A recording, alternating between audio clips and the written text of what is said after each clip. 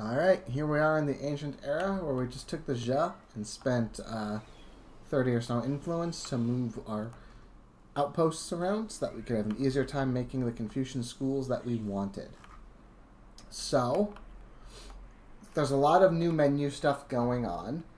You see with this 22, as I mentioned, that we get to make the ransacks are now worth gold instead of food. We now have these fly-looking scouts with their little swords. So the first thing we're going to do is make our city. Usually that's just your oldest outpost, especially when you see it's got this 2 of 4. I've got 2 population already in the city. So, normally making a city costs influence, but your first one is free so you can start playing. So I click this button. First city constructed. Now I have Hajin. First roofs, off, an outhouse. we're just going to look at the it. luxuries It looks of cool. civilization. You see here all the yields that it kind of, the city by default makes all this stuff, and then I'm exploiting some food and industry from the tile. You see the 2 stability, that's this orange stuff, that's from Harmonious Thought. And then the hands here, the 10 faith, that's coming from Salt Angel. So that is just on my main plaza here because I have that wonder. So that's pretty cool. It's got 2 population. You see they're up here. You can click and drag them around. I did promise I'd talk about stability. So here, that's now what this is that you get your base value of stability, and you get benefits for influence. As long as you're above 90%, you're settled. You're more likely for positive events, and you get 10 influence on the district. Because influence is partially at least how many population you have. Or at least that was my thinking. Yes, because you see there's 4 influence from population. That's because we've got 2 population, and they count double for influence if they're settled. And that's sort of why the Zhou can be aesthete culture, even though their legacy trait in their building don't produce any influence. It's because they give you stability, which gives you influence via the intermediary of population. So we want to stay above 90. You can see we've got the 40 base, 40 from ideology, which we will get to in a second.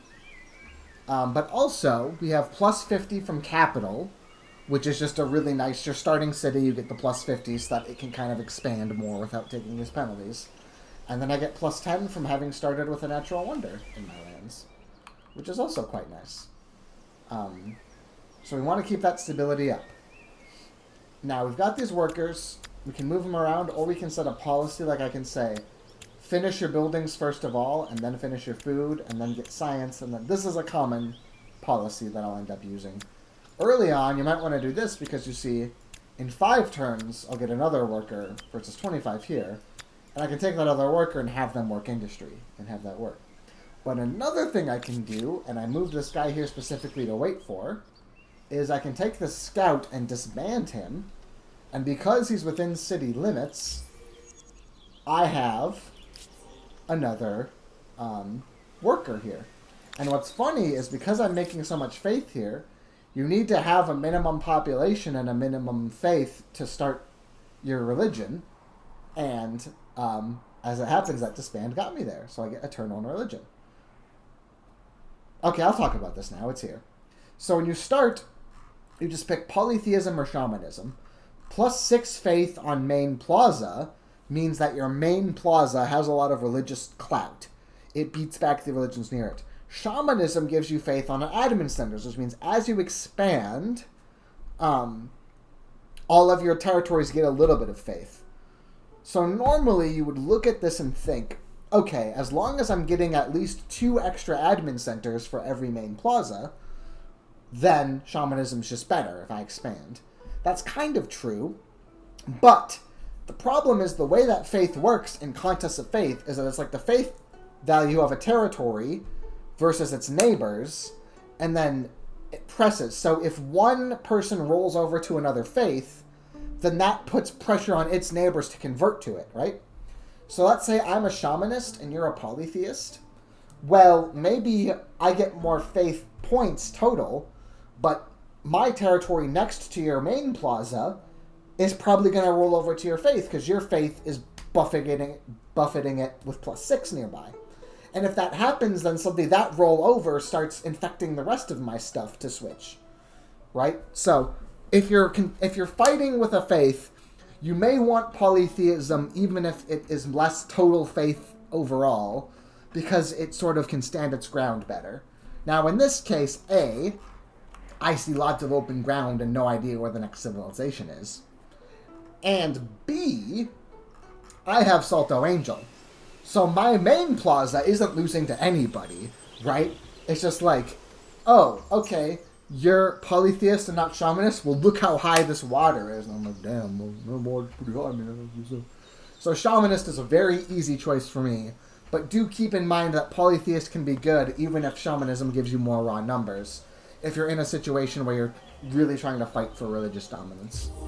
Having it all be centered is nice. So now we get this cool screen where it converts to Zhou shamanism.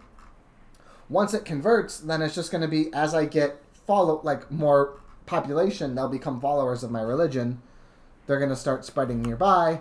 So if I get 25 population, I can get a religious tenant, which will be a lot of fun. So there we go. That was the thing. And that's why I kept that guy in the borders ready to disband. Because now I can have the food and the industry. So, let's talk about the buildings next. So, you build districts, infrastructures, units. You start with just the infrastructure pottery workshop. +4 influence, quite good. You do want pottery workshops. But the districts scale up in cost as you build more and more of them, so you want to be careful. But I know I want to get a Confucian school right here to get its 2 mountain adjacencies. I don't want it here because it's only worth 1 here. Wait, it can't be done on that type of tile. Is it just saying that because it's too far away? Okay, I think it's just saying because it's too far away, and that's just a bad tooltip.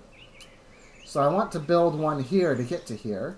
If I make this food, I only get 1 new food. If I make this industry, I get 4 industry. But you see, I lose 3 food, and that's kind of strange.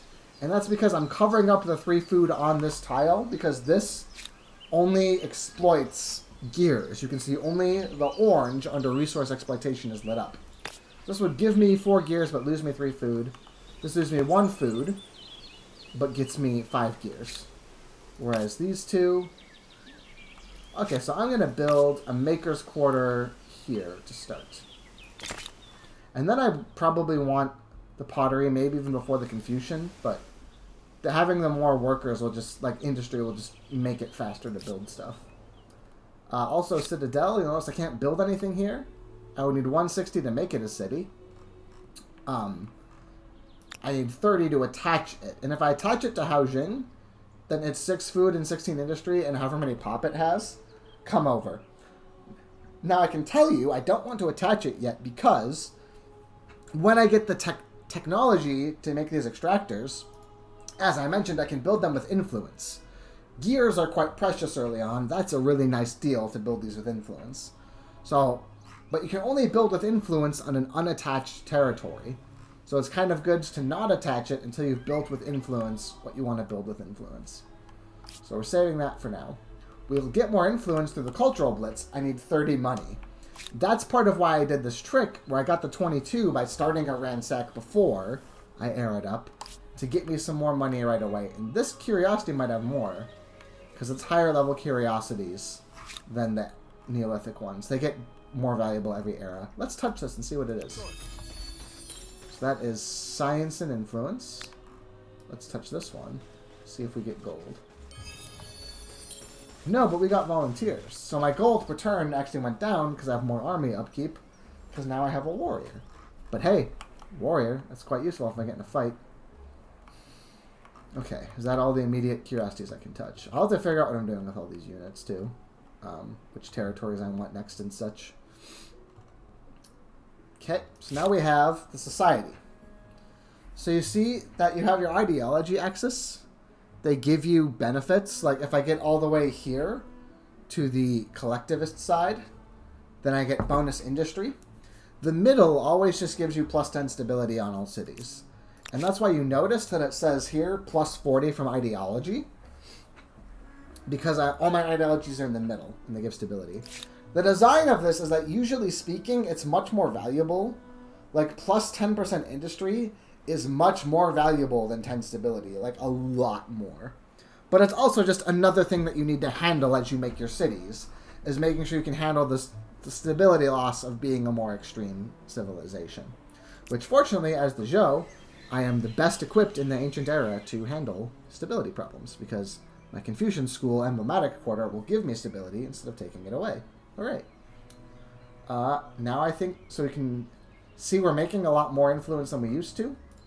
And that's because of the plus 6 from the main plaza and the plus 6 from my population. Huzzah. And then one more, I don't know where that last one's coming from. Is there one influence over here maybe? Okay, I don't know. I don't know where I'm getting the 13th influence from. Now it's finally time for the tech panel. So yeah, 6 a turn. So you can see a Confucian school, one school giving me 20 a turn, is going to increase my research by like 325% or something like that. So, big deal. Big deal to have these mountain nestles. Okay. So you can see also it's going to take me quite a while. Like, these are some long-ass turns. They do this because as you have one worker, like, you can see here each worker gives you 6 of their yield. So, like, I'm getting 6 science a turn. I can double that with one scientist moving over. Right, so as my pop grows a little bit, these numbers are going to, like, drastically go down, which is why they're so high right now. Because they're going to get cut, like, in half. If I get a Confucian school, they're cut into, like, a fifth as much. But I have to be very careful with my first choice, because like I mentioned, I've got a lot of overflow science that's going to make my very first tech a lot cheaper. You can see they all cost, like, 26, 35 for most of these, 26 for domestication because of that event. And I got, if we go back to Neolithic, I got 40. So I think my first tech is going to go off instantly. So let's make a very important decision here. The calendar gives you the granary. Food per farmers means that once you put people on farming, that they're like worth more each, 8 food per instead of 6. But also the artisans quarter, which is money per adjacent market quarter. No one cares about that. What you care about is that that's how I extract. Like, if I want this ebony to get the 3 industry, the incense for the 5 money, I need to have the artisans quarter. And that's probably going to be what I pick. Because I can kind of get all these nice... Tea is percent-based food, but this is science and admin center. That's also really good, right? That right there would take me from 6 to 12. I think main plazas count as admin centers. I could be wrong about this. I think I'm correct, though. But I think anything that triggers per admin center also triggers on main plazas.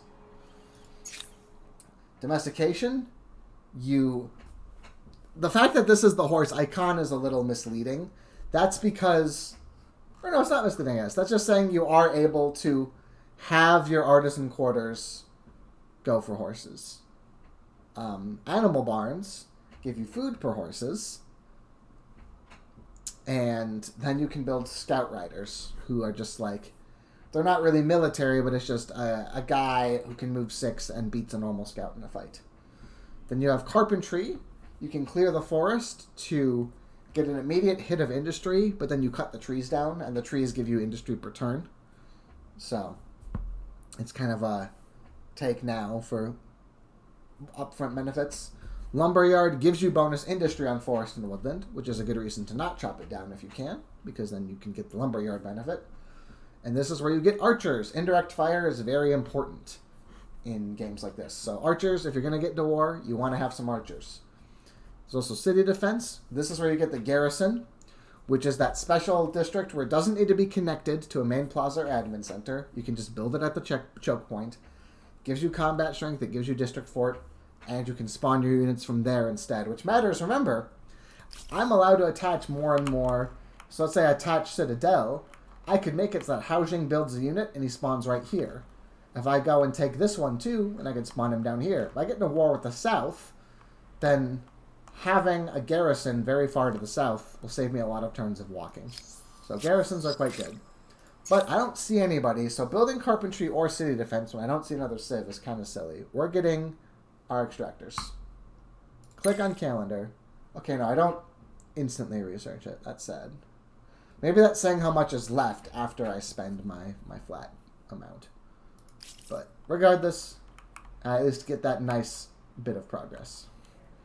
So now I guess it's all the moving. Now the next thing I need to decide... So I mentioned the formula being different in Ancient. Now what matters is how many territories I already have and how far away from Haojing I am. Or when I say Haojing, what I really mean is just how far I am from... I attached him, but then that stops him from moving, which is actually kind of silly. So now it costs 74. You see it goes way up. So getting your second outpost in Neolithic is really nice because it's just only 20. Whereas here, even one tile away from my city, making my third territory is 74. And it's only going to go up from there. So, I'm making 13 a turn. Once I get more money with the Cultural Blitz, I can get a huge hit of influence and get that done. And I can also, once I get the tech done, I can build these guys with it. So, I'll also need to attach Citadel to Haojing when I want to build the Confucian School. Because that is not something you can build with influence. You can only build, you know, harbors and artisan quarters and stuff like that, but not big quarters. So I'll need to attach this to build its Confucian School here before I era up. It's like a little goal that I must have. So yeah, looking at what's next, that is percent food, but this is just science per admin center. That is percentage also. I think I'm probably meant, or actually, I mean, I know I'm going to want to go up here because I'm going to need the horses and the copper if I ever want to build my Zash. And this has saffron, which is just +2 food, although I'm not making farmers' quarters. So yeah, maybe this bottom one is better next. Something I'm going to do now is, I guess I'm not going to combine quite yet because I don't see any other civs. And I can cover more ground for curiosities. I tend to start wanting to pair up soon for safety with mammoths and stuff. Yeah, mammoths, other civs, bears, whatever. Also, when you're actually founding the territory, if you've got more people in your stack, it like contributes a greater initial amount to it. I'm going to have the warrior search south, actually. I changed my mind. He was just out there so I could see what the number was to make a point about for the territories. This guy is going to go run to this coast and just see the last little bits over here that I've missed. And then be up here whenever I want this stuff. But I think my next territory is going to be this one. Or the 5 copper nearby. But the gemstone just does absolutely nothing. I'm not making market quarters. Picking one of the civs who did market quarters. I mean, if I had done Nubians, I'd have been happy as a clam. Oh, sorry, this is the next era's cultures. I do not wish to spoil those. But I can't see Nubian right now. Okay, whatever. Because they would have given me money for each of those accesses, plus they make market quarters, and then if I have tons of gemstones. And this is very deliberate. I play with the, oh, this is my UI off button for previous screenshots. But I played with the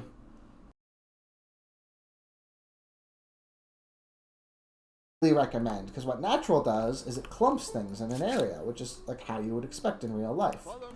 And that is very fun because you're picking a civ, and then you'll say stuff like, oh, I've got lots of gemstones near me. I'm really incentivized to pick a culture who builds a market quarter.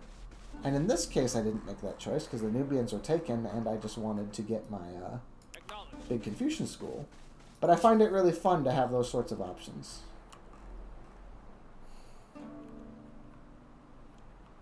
Okay, so we've got these guys coming down. They'll be ready to like take whatever one of these territories. This duo of scouts can run wild and free here. Well, maybe we'll split them, actually. You'll go here. Oh, curiosity. Oh, hey, more volunteers. Dope. Now I'm actually making negative money per turn. Because my volunteers. But I got the Agrarian Star for having so many units. So yeah, now you can see I'm winning in fame. I got the most. But now I can see the actual stars menu. You need to get 7 to era up. There's 21 available. You usually go for more than that. If you play Together We Rule, there's a whole other star relating to this thing called leverage. I turned it off deliberately to not have to talk about it, so I won't. But just if you've seen this menu looking different. So you've got all these, and the one at the top, so you can see I'm going to get 100 for all my first tiers. I'm going to get 200 fame for Agrarian, because I'm going to unlock Agrarian Silver next, because I already got Agrarian Bronze by having 12 pop. But I get half again as much for my special star, which this one is Athlete. Now, this doesn't count the influence from Cultural Blitz, so it's only the 2 that I've actually managed to generate from having one of my outposts, I suppose, is making. Oh yeah, this one is just making 1 a turn, for reasons that are not 100% clear to me. So I've had that active for 2 turns. That's why I got that influence. Okay, I think we can finish our first turn as a normal civilization. Nice! So you start with the Empire Foundation early on, which gives you Founding Myths and Legitimacy, 2 very important early civics. This is, do you want to get Faith per territory or Influence on Main Plaza? Which is just +5 per turn. You can see in 4 turns it pays itself off, and then afterwards, ever more, it's just 5 more. This one is a lot better for spreading lots of faith, but again, I am alone as far as I know. I don't need more. Having just the +2 is enough if nobody else has any faith to offer. And then the very important one is Legitimacy. Cheaper creation, cheaper attachments. You nearly always start the game by enacting customary laws and then repealing it at some point and switching it with codified. Because minus 50% on create outpost cost, most of your influence in the early game is creating outposts. Having it half again as cheap is twice as many outposts, right? So, nearly always do customary. The exception is if you're in like a fight club, if you're Hittite or Mycenaean, then you're saying, I'm not really taking outposts, I'm taking them from my opponents from the word go. Then I don't care so much about the, but you nearly always take customary laws. What I'll often do is decide my Founding Myth first, take that, and then immediately take this second. Because if I'm going to do this, which I am going to do, you can see I'll also get 5% more science on my cities or outposts, lose 5 stability, but more importantly, I just make Why was this 5 even influence a a question? turn. Let's keep it I simple. need 25 influence We've to do been the other here. law, because it It's goes our up place. in cost a bit. But then I'm going to just make that back soon, and it's just free value. So this guy is going to go explore this. I should probably micro him a little more stringently, as I might find curiosities. So I should play this a little more. A little more chill, but moving lots of guys around the map is just a little boring, you know? Just boring. Early on, you can kind of get these little areas, areas in time, I guess, where there's just not a lot going on. And you just kind of wiggle some guys around the map and then hit end turn. And that doesn't mean you're doing anything wrong. The build times are just kind of low. Should this guy go down or around? This guy's already going around. This guy goes down here then. Come over here. Let's just go see what's up. Follow me. Ooh, So these are the Babylonians. oh, my first neighbor. It can only be an advantage to have a neighbor. But I don't know as where he smart is. as you I see are. where his scout is. But he doesn't live here. Greetings. Beowulf. I'm called Hot-Blooded. I introduced From myself. my people. He's a and militarist. from myself. He's risk-taking. Heartfelt greetings. He attacks others on sight. Let us see Woof. if we can build a better world. He gets bonus money for ransacking and money for pillaging. So he is an AI who is cordial for now, but is cannot likely to teach attack me. And now, since we introduced, I can see Babylon is all the way over here. Okay. I have some time. I have some time. We will be okay.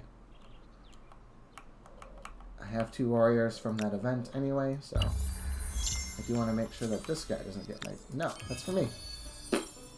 Ooh, and I get the volunteers.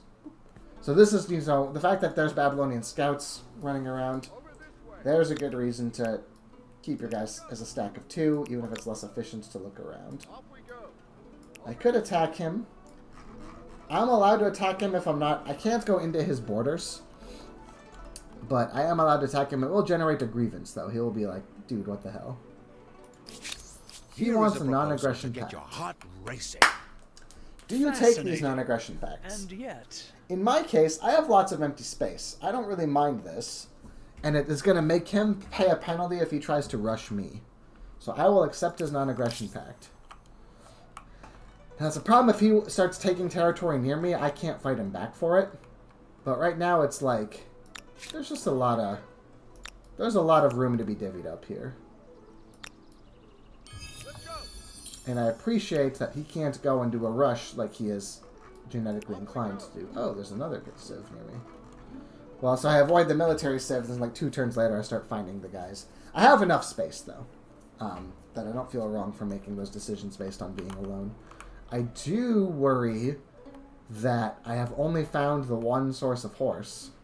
So I am, if I ever build my Zanchas, going to have to take the longer build. Okay, new Civic, +1 combat strength, minus 30% cost, both good. Avoiding them both for now. Grabbing that legitimacy, that puts me right back to the middle here. That seems to leave a lot Opens of that. interpretation of right and wrong. Not to mention yours and mine. So now I'm only making 18 a turn, but you Time to see what happens when foreign cultures get together and decide to murder each other. Oh. So there are independent peoples here, and they already have researched spears. So they're going to try to build their own little civilization over here, and I hate that. I'm going to get this warrior over here and see what we can get done. You. I was about to say, I hope I get more volunteers. let's go. I did. I'm paying a lot of money. I'm going to have to make more money soon. But I can try to stomp out the independents this way. And then you, 62 is what it's going to cost to build here, the thing. So I'm probably going to wait, because I know I want to attach Citadel soon to Haojing, because that's going to give me the ability to build the school. I'm probably going to save my influence to make these extractors and then attach. Now, it's a shame that I'm making negative gold, so it's hard to get access to Cultural Blitz. But we're going to look. Maybe fine. I could disband some guys for gold, but you want to have some guys early on as a army to dissuade. Oh, for fuck's sake. I was about to say I need to move this guy over here, and I couldn't do it in time. And you can't retreat twice in a row, so he has to fight. And I don't have organized warfare, so I can't reinforce him. So he is dead. I can try to micro him in a way. Nope, I just surrounded him. I'm going to just manually attack this guy. Another injured one. So he gets something for his death. But yeah, there's an aggressive independent right up here. Super annoying. We're going to combine these guys over here. Yeah. Okay, so you get into there. There we go. Hopefully that stack can do some damage against the spears. So I need 33 per to build those extractors. Now I want carpentry, because I have 3 warriors already. I want archers. Yes, sir. Ooh! Understood. So this is another source of horse. Yellow is bordering it, but hasn't taken it yet. So there's an incentive to make a territory here, but I don't have the influence. And even if I did, I'd have to be really critical about whether or not I could hold it. Especially because it would generate a grievance with yellow. It generates a grievance if you take a territory near something that's settled. So a solid border. There isn't a penalty.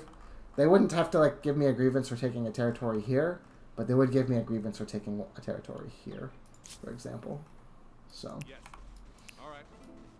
So I found another horse if I want to get my big boy, but it's kind of like, hard to justify right now.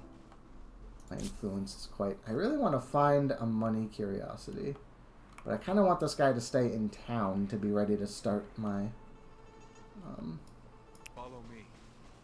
outpost when I get the influence. What's this guy gonna... I guess he's gonna just go and explore. There's non-aggression, so I can't trespass, but he can't attack me, so I can at least see the extent of the border. Alright, well... Let's go try to take out these independents before they can get settled. Haojing has finished its maker's quarter. So now you can see we both get more industry, and I can put 3 workers onto industry and not just 2. Okay, get your pottery. I need influence. Follow me. Will do. Yeah. Let's do this. Mercury. For the thermometer. Percent science. Also, Citadel can get either the 5 money. I want the 5 money per turn the most, because that will get me. And you can see I have the diversification, so I get 5 money for having 1 incense, and then I get +3 per incense. So that is a total of 11 money per turn coming from my incense here on each of my cities. So, big deal. Now I'll be able to cultural blitz in a couple of turns instead of slowly going into bankruptcy from my situation. I want these guys to actually go down here. It's kind of hard to decide exactly where to scout. So this guy's only going to have a few turns to wait. I guess he can, like, just pop his head in and out for curiosities, but stay on the river, because I suspect that's going to be the best spot to find. One thing that's annoying is you can't pull out the little preview Omatic in advance. So there's another group of independents, the Slatikins, but they are peaceful, so they will not attack me on sight. Which is quite kind of them.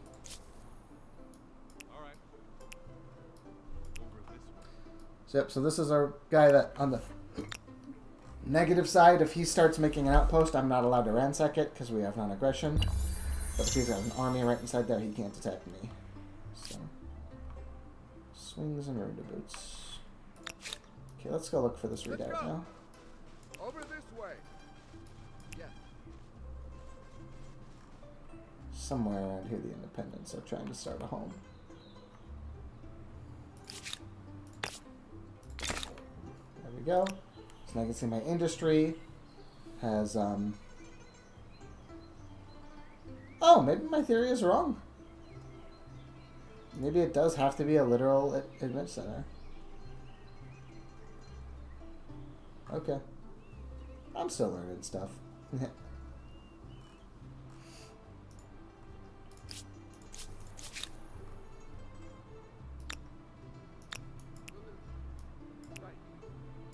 Off we go. Aha!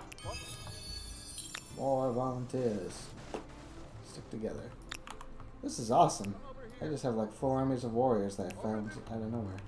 And you can see like this is a compounding advantage I'm getting because I have all these people scouting. And this is why I was saying playing the Neolithic the way we did, where we got lots of guys, is just a really big deal. Because it really adds up. Okay. We've seen this area. So, do you view each other as friend or foe? It's time to unravel the diplomat's dilemma. This guy's gonna take my curiosity, ain't he?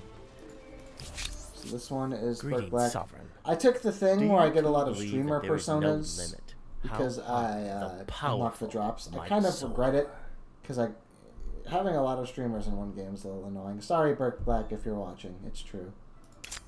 From my people, So he is and Bantu. from myself, He's militarist heartfelt pillager. greetings. He's Let us see maritime. if we can build a Man, better that's a world. lot of militarist guys near me. The Bantu, remember, they're the ones who want to take a lot of little outposts and join them. Oh, here, Yakushima. This is an example of the Pamanyungans getting the 3 influence on national landmark part. So you can see Yakushima Forest is like a special forest. So I would get 3 influence for being here and 3 for being here for each territory that's got some of Yakushima Forest. So that's the landmark part they were talking about. Oh, there we go. There's Sulafat. They are trying to build into an independent city. Right now it's just a little outpost. And we're going to try to strangle it in its sleep. He doesn't have non-aggression. Am I allowed to fight this guy? I think I'm going to. I can't stop this as much as I want to. But we don't have non-aggression, so this is permitted. Oh shit. What? Let's get him! Man, this is an unreasonable number of times to roll volunteers, by the way. You should expect me generally to have a lot more money than I have now. But not nearly as many free warriors. That was just kind of a weird thing. But a lucky one for how these guys ended up being. And now also I have the ability. You can see here 465 influence for converting this. These numbers are really high. They're probably too high. They probably need to be nerfed. But right now, you can turn that influence into a shitload of money.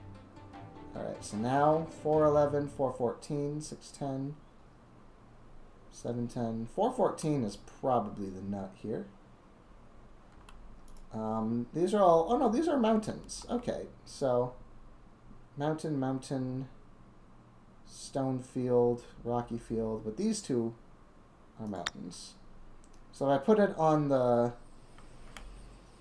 This is the tile that sees 2 mountains. So if I put it on the 610, then the 710 could have a confusion school. Okay, wonders. So the way that wonders work in this game is unlike Civ, where you kind of get in these weird races for wonders over time. In Humankind, you reserve the wonder with influence, and then you can build it whenever you want. I can't build Giza because somebody's already claimed it. I can't build Artemis because Burke Black has it. I could unlock one of these, and then I get to take as long as I want to build it. And then once I build it, it's just mine forever. And it's hard to reserve a wonder early on because you want to spend that influence on so many other things. But I just got a bunch of it through the Blitz. And the fact that 2 are already taken means I might want to get a 3rd. So Stonehenge is 20 food and 10 stability for every other state that chose to join my religion. And then I get 20 faith. So basically... this encourages other faiths to switch to my religion and gives us both benefits for that happening. And it's just a lot of faith on its own. The Hanging Gardens of Babylon. This is quite annoying because it has a special function that is secret here, and that is the most important thing about it. Because you see 20 stability extracts any luxury resource that it's on. Who cares? That's just an artisan quarter with 20 stability. That seems way worse, right? But I'm going to hover over this incense here. So you see it has the diversification effect, the cumulative effect, and the wondrous effect. So I'm getting +5 money for having any incense. I'm getting +6 money for having specifically 2 incense. But I would get +4% money if I had a luxury manufactory. Mid-late game technology that you try to have enough of the resource around the world to make like the finest version of it. But with the Hanging Gardens of Babylon, you get to get 1 luxury extractor in the ancient era. So let's say it is all these gemstones that I have. 22% money. Maybe I wanted to get the +2% science per papyrus. So if I had a ton of one resource, then I would have this huge benefit. Right now it looks like 3 are the biggest clumps that I have of 1 luxury, because it doesn't work for strategics, it's only luxuries for Babylon. Then Babylon is like a great little mini quest, because the more of that resource that you hoard, it's worth like a wondrous amount, and it's really sick. And then the other one is from Parabellum, is the Statue of Pi Ramses, where all my land units get movement speed, my mounted units and vehicles get combat strength. Vehicles are basically the late game equivalent of mounted units. So like with chariots, eventually I'll have tanks instead. And just like that sort of thing will always be cheaper. My emblematic is this. And it makes a new deposit of horses, which is automatically exploited. So I've only got the 4 horses up here. But even if I don't get this 4, which seems quite likely, because taking the border this aggressively is maybe not what I want to do right now, then there's still a benefit of, what was I going to say? I still get the 1 horse access. But actually, now that I say this, something I can do, so A second city costs 160. It's normally pretty expensive. As an aesthete, you get your second city very quickly, which is nice. You can see down here this 1 of 2. You want to be below the city cap, or once you start getting more influence per turn, then going 1 over the city cap is like not a big deal. But going 2 or more over is really bad. So the second city is free for city cap. I want to make it. Because I have the cultural blitz, I can found my second city really fast. That's actually one of the big reasons you take athletes in Ancient is you do the trick that I did where you ransack for gold, make your second city. Now, I could just like pick one up here and like have Haojing take the stuff east side, have this new city take it west side. But putting a random outpost here is dangerous, okay? It's far away from home. They can just go ransack it. Putting a city here, they have to go to war with me all the way to stop me. And I've got these armies. And early game wars, because you hide behind fortifications and nobody has siege yet, just have a pretty decent advantage for the defender. So I think I'm going to make my second city go here and defend the horse that way. And I'm going to just focus on abusing the fact that the Babylonians offered non-aggression and try to win a war with the Bantu, who don't do well with this early game shock because they want to passively expand. I'm going to hem the Bantu in, try to deal with them first. So, let me be clear. I'm going to refuse his demand. I find He's going to your get some more proposition score. outlandish at best. So basically, I attacked him. I got... Understood. Yeah, actually explain more support here. They start at 50. I got 5 more because my opponent retreated. He lost 5 for retreating, but then he gets 15 influence because he got a grievance. He escalated to a demand. I could choose to honor his demand and give him the 100 gold, which I can go into debt for, and debt just gives you stability problems. It's not great. Or refuse, which is what I did. And then he had the option with my refusal to instantly declare a justified war, regardless of his war support. But he didn't actually want a war right then, because he would still have to take a penalty. The attacker always takes a penalty every turn. And because I have that athlete ability, where would I hover to show that I am? Oh, it's here. Yes, that I have grace. We have maxed out ideological proximity. So you can see here, the war support increases if treaties break, and declaring war severely hurts your own support. Normally, where you are on distrust versus tolerance versus kinship is like how many civics are the same, but we're just always 100% because they're like Zhou, and they're like, culturally, I feel Zhou. They've got the good anime. They've got the good schools, you know. So that's going to make him feel a penalty for that. So that's my goal, is to squat this horse with that, take this horse there, and then that's the hundo. Having said that, I think I can still afford the 250 to squat Pyramses. Because then it's 160 to make the new city. That's 410 total. I've got it. That does stop me. It's tough. I'm not going to build Pyramses for a while. And it does stop me from expanding more. But that discount on my big horse is a big deal. I'd better make sure I don't lose the stables. Okay. You... Alright, so Babylonians just get to expand. It's kind of criminal, but I can only kind of hem in one guy at a time, and I'm going to choose yellow. Now the first thing I want to do... God damn it. So the problem is the computer lives inside of the computer. So you kind of need to, if you want to move before they get, because he got to have the first attacker advantage on me here, because I didn't have the capability of moving into him and attacking first. Sometimes you can get your first move in before they do, but I needed to have the camera like sitting here and waiting. So we're going to accept it. We hide our weakest scout in the back.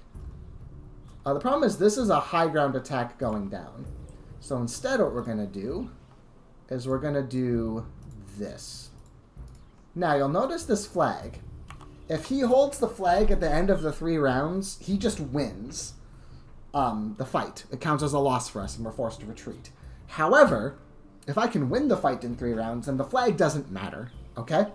And I'm going to bait him into going for the flag while I have the high ground attacks going down. So, the Mintians get it, but look how bad those trades were for them.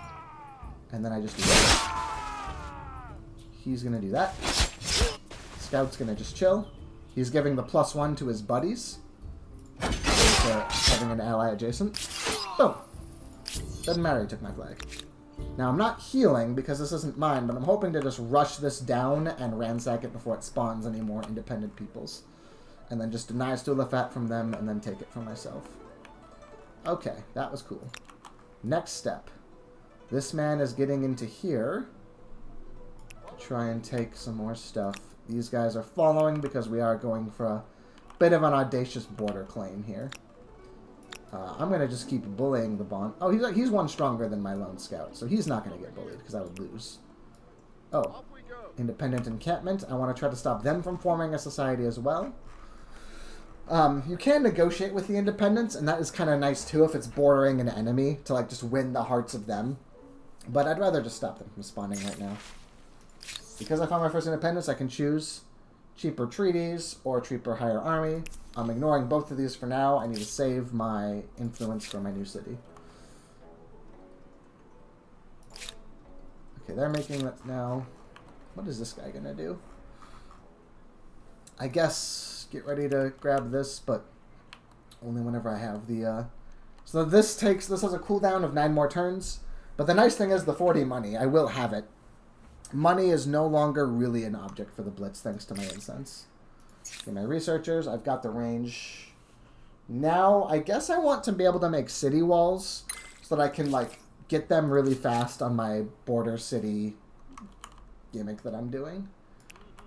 Oh, they're in my way. Oh, but I was able to go through them because we have non-aggression. Haha. Later, nerd. So you can see it's going to take me 70 turns to build Pyramses. Now, the nice thing is all of your cities can work together on the wonders. But it's still like, this shit's going to take a while. This is just more of a long-term lock-in. I can get 6 industry for the lumberyard, but I think I'm going to just get my science to explode. So, we're going to spend the 30 now. I have officially decided to build the city here, so I don't need to make this a city. So I attach Citadel for 30. You can see my pop goes up. I get an expansion star. This is now the solid border, which means enemies can't walk through here without trespassing. It means that when I'm checking the cost of building an adjacent territory, it counts starting from here as well. I have the extra worker slots for this admin center. My industry goes up because I get +10 from administrative centers now because that is how the ebony works. So you can see Paramsy is already down to 30. Plus, most importantly, when I build Confucian School, I have the option to build it here. I do also want to get the waterfall one before I era up because it's going to look cooler than this one. But this one's going to be more valuable. So let's just get that going. So we're going to run here, hopefully stopping them from spawning anybody. Come over here. No, we're too slow. Because we retreated 2 turns ago, so we're still taking... Oh no, these guys didn't retreat. I don't know why the fuck... Oh, I guess these are just both forests. That's why they're so slow. Okay. What do you want? Only trade luxuries. That should please us both. I don't want to do this. I must ruminate. Because I'm going to go to war with this guy. There's no sense getting trade links. However, counter, you tell them you only accept it for money. The enemies usually don't pay, and the fact that I would be breaking a treaty and giving him a bit of war support, I would handle that if it meant 53 gold. So hitting counter is the same as hitting refuse like 95% of the time anyway. I cannot The AI accept usually this as doesn't it. keep that much money in their pockets to spend. But aside from that, it's also just kind of a case of, do you not want this in general, or is it like not great but it's fine? Oh, hey there. Fuck you. So you can see he's got a grievance. He can push it as a demand if he wants, but I get my 5. Also worth noting, remember how you saw me move with influence to put my thing in a more desirous spot?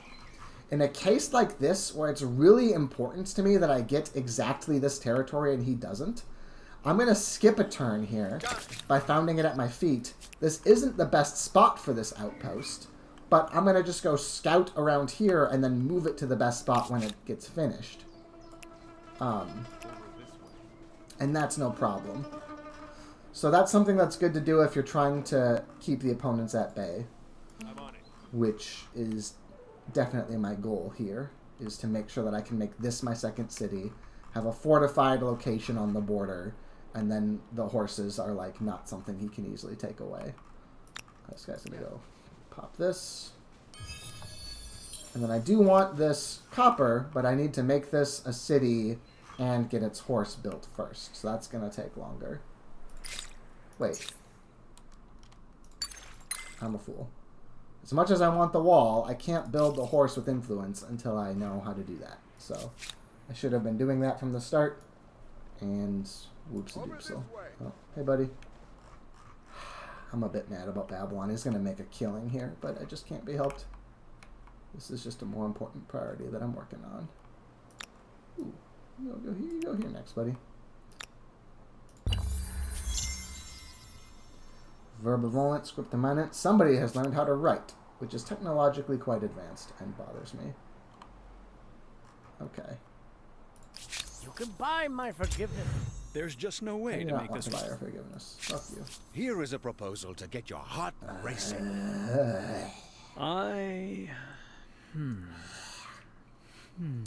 We'll need to do war eventually. He's kind of blocking me off. I wouldn't need to do war for a while, though. If I take down the Bantu, all this stuff's for the taking. Yes, I'll I take cannot luxury trade. dispute the benefit in that. Yeah, salt's pretty good here. Perfect. So the way it Days works is like I have to this, pay I'm glad to be 15 alive. per turn to do it, and then also a maintenance fee, which in this case is 37 per turn, which is completely insane. So no trade, actually. I'll get the money if he wants to trade with me. I want that curiosity, but I have to do this more. But also, they won't be able to spawn anybody and make a city. They were trying to build this into a full city. It was going to happen in a number of turns. Now it's not, and I'm going to get 43 gold in 3 turns. And then I'll go pop that curiosity after, knowing that these guys can't spawn any more hostiles, which will make me happy. Animal remains. Dope. Ooh, there's a bear there. Let's go kill it. Ooh, he's got a 4 stack here. Let's go. So, very carefully now. This scout walks back into here. And then next turn, these warriors will go join up into this squad.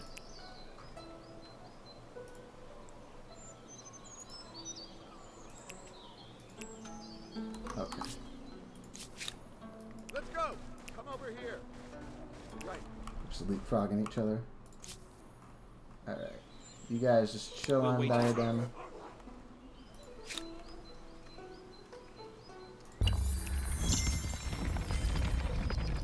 Okay, he ran away.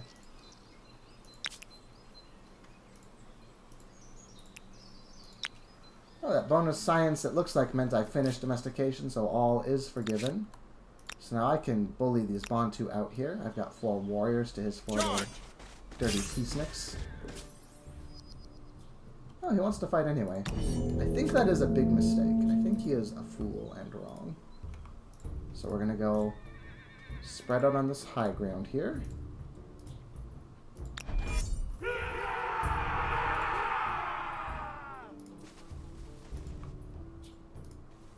Okay, he's hiding. So you can see these guys are locked, because normally you can reinforce, but I haven't learned the technology yet to do reinforcements. So I can't reinforce.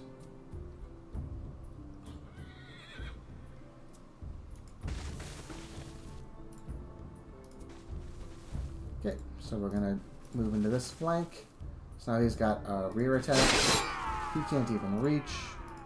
He can charge.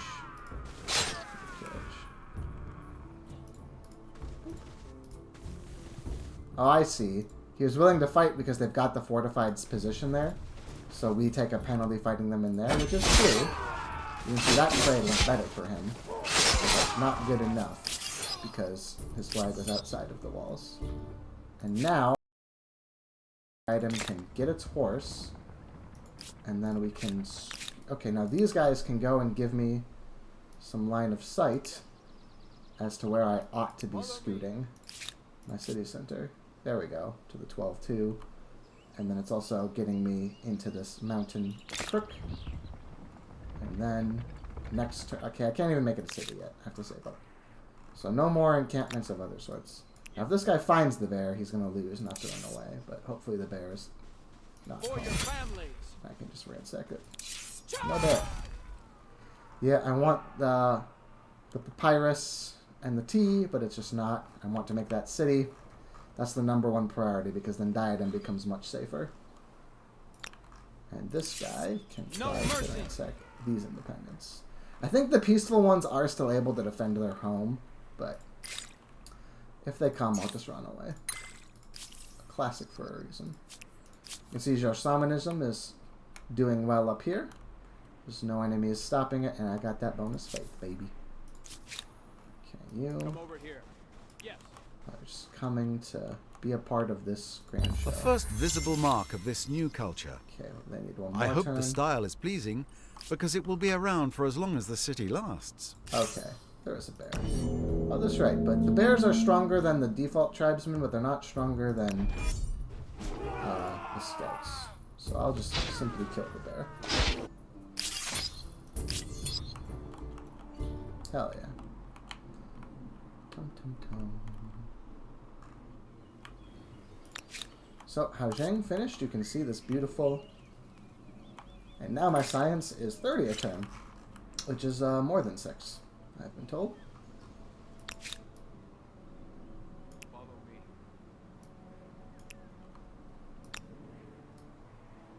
Let's go. So let's see if these guys attack me next turn. They might. In which case I will run away. Off we So guys go. wait here. Healing in my borders. Stopping any invasions, because diadem needs one more turn to become a full city.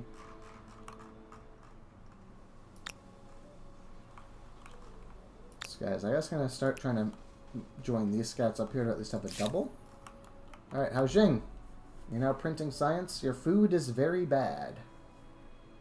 Let's get you a lumberyard first to have the gears to build the food stuff we need, because we're stuck at neutral here. Perfect.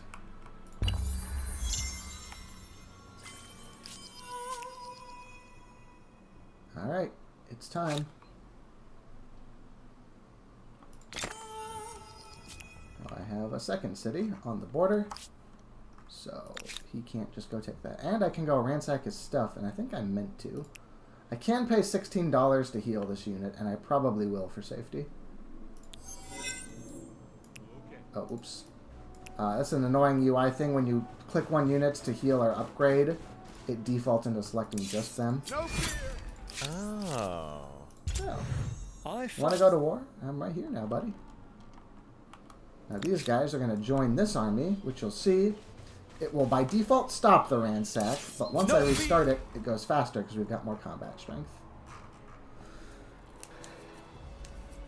So there we go. Just harry him. The Bantu really don't deal well with this because they get all their benefit from snowballing their number of territories. So if I'm sitting there cutting them off. You also see, this is what I was talking about, why I sounded so scared last time, is that, like, I didn't have the ability to snowball my other resources, so that I'm quite behind in fame. These kind of deficits, though, don't worry about them. Late game, like, each era, you get more fame per star, so it, like, it's more important that you just not fall way behind in your capabilities. If your stars fall behind, it's whatever. It's not a giant deal. I'm not scared of my situation right now. I'm just making sure I handle this all right and I don't get backstabbed.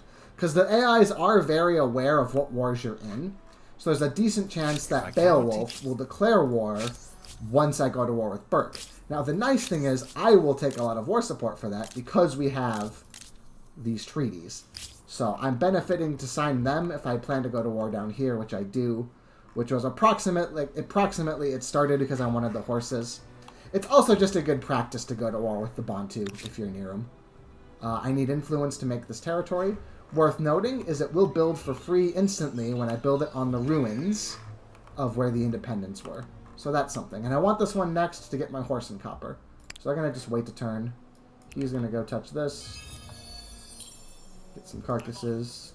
These guys are going to go get ready to link up. These guys are stopping this. They're here. And how?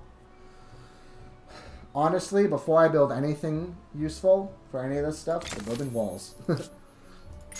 I know what's happening. A game of prophecy. This is a weird little event. I can either pay him off, get superstitious people, or be defiant. -5 stability is not a big deal. I have a surplus of 39%. Let the people gossip. Prophecy soon be false. And now you can see the higher tier. Suddenly, these are more looking like real numbers, right? That someone might access. So, bronze working will give me more gears. So I'm going to get the bronze working. Plus, I can build spearmen when I get them, which will be nice. I'm in his sphere of influence, which is quite rough for me. I want to fix that later. And this is a thing about the Bantu, is that because they have their legacy trait, where they... To what do I... How do I see that easily? Yeah, this is showing me the tier 2 cultures. I want to see back in tier 1. But if I go to Neolithic, I don't have that button. But basically, remember the Bantu? They get the influence for the adjacent empires to their territories, which makes their territories have more influence, which is what determines who pushes whose cultures back in this screen here. So, I'm going to have some quite troubles culturally, because I've got the influence from my pop here, but I'm kind of expanding and I'm disconnected and like... The benefits there, it's worse for war, so I'm going to have to be careful, because with our high kinship and my stuff, I'm going to take a bunch of negative war support per turn when I actually do declare a war. But I'm kind of just counting on getting a big advantage so that it's not a problem. He's trespassing because he's allowed to do that. Well, I guess I'm going to finish raiding these guys before I kill his trespasser. Now, this is actually a tough question. Would I first want to take this territory to stop him from getting it and to hem in the Bantu? Or do I want this territory because this is horse and copper? Ooh, Haosheng has... Or isn't him. I really hate these events. They just move you one on their axis, which means to figure out if you want it, you've got to like sit here and like scroll and remember the little icons. So it's a big pain in the ass. Would I rather be a collectivist or an individualist? Because I don't care about the faith. I've got enough faith. This side is 10% industry. This is money. I'd rather have industry, so I will pick the collectivist choice. But it's annoying. Yes, sir.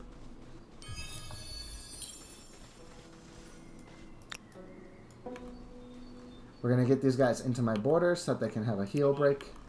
Stick them together with the buddy system.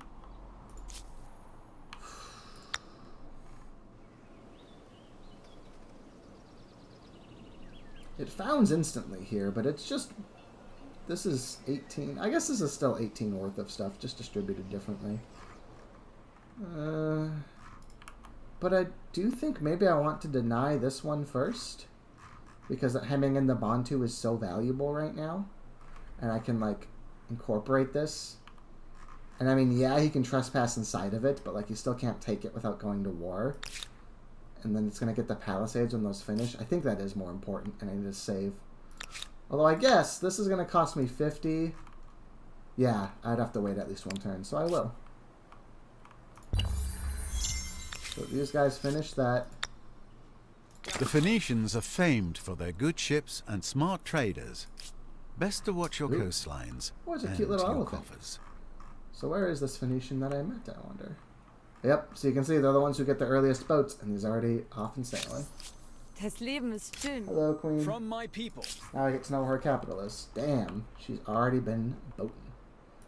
These guys Here want is a to share proposal maps. to get your heart racing. I will accept it. No doubt this independent people possess me. sophisticated customs, rights, language, and beliefs. He's really going. I do hope you This go is going to be strong and well. scary, but I'm kind of already committed to my current course of action, which is Operation fuck them. Bantu. We're going to wait 1 turn on attaching this because I want to run and scout and look for any extractors that I should be building with influence. And then we're going to attach this to Feng Hao, and then it's just another spot that he has to declare war on me to fuck with. And that admin center, once I finish these palisades, will be fortified, which will just make him unhappy. These guys can go heal in here. These guys are just waiting until I have the influence.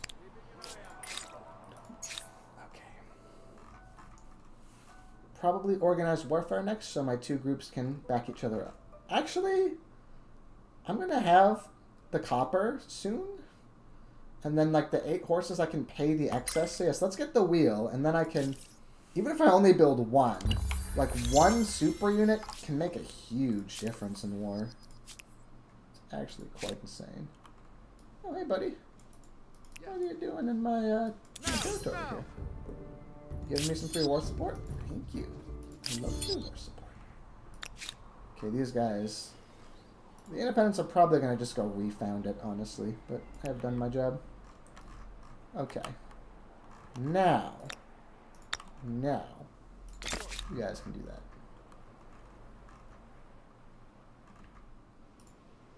And I can build my extractors. Do they do anything? Soon they will. Soon these guys are going to build the industry per copper or food per horse. And let's start it with the industry per copper. So let's do that. I get a builder star. Oh, that's right. I totally forgot to have that extractor too to get to. And now these guys are going to start on their forge. Down here.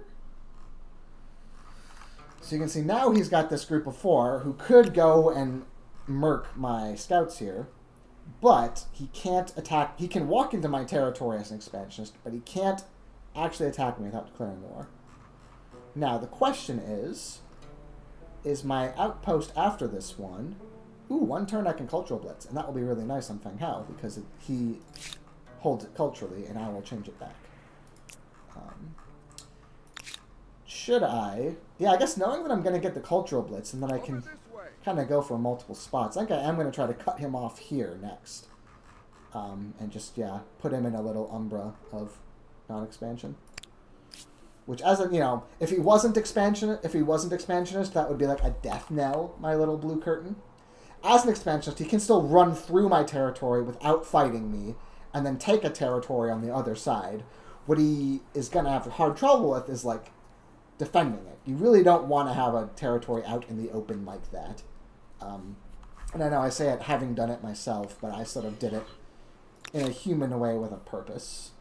That is not necessarily what we're going to see out of him. These guys are going to delay their food growth, and I just want these walls done. I will feel more secure when I have those walls. Okay.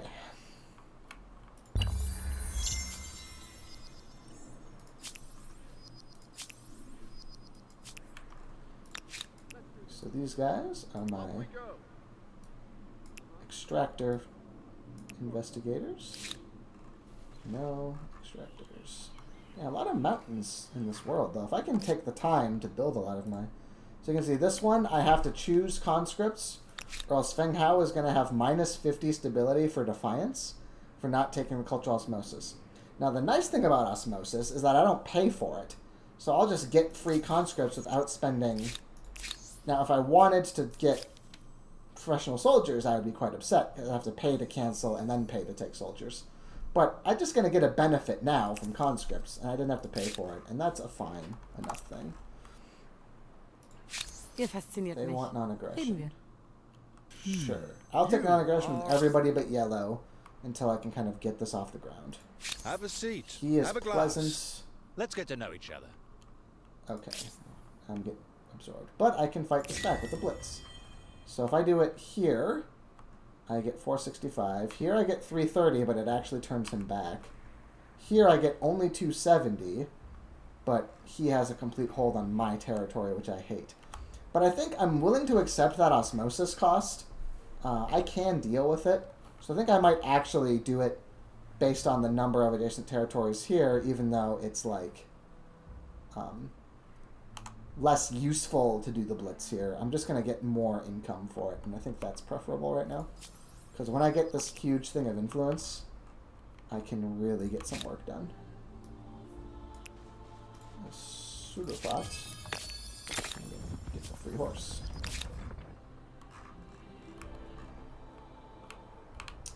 And here, there's no... I can move this so I can build the Confucian school here. And then I can attack it.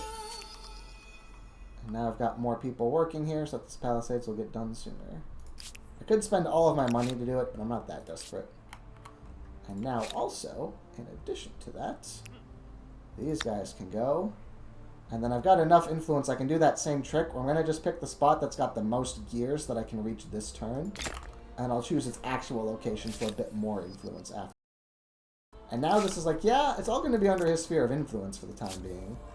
That's not great. They're going to become Bantu Shamanists. Once I kill them, that will all get resolved. And what he can't handle is the fact that now the Zhou curtain has fallen upon him. And now I also know I really want some more copper. And I want Shradar's resources. All this stuff that I was putting off because I was scrimping and saving my influence per turn, I can now just get. Now, I want to take this copper too. These guys will be able to make it there, but I wonder if Haojing is just meant to get one Scout Rider. If I put one more worker on that... Yeah, the food goes negative for a turn, but then there's going to be one less worker here, which means that there's also going to be less food being consumed. So, that should be fine. Now these guys...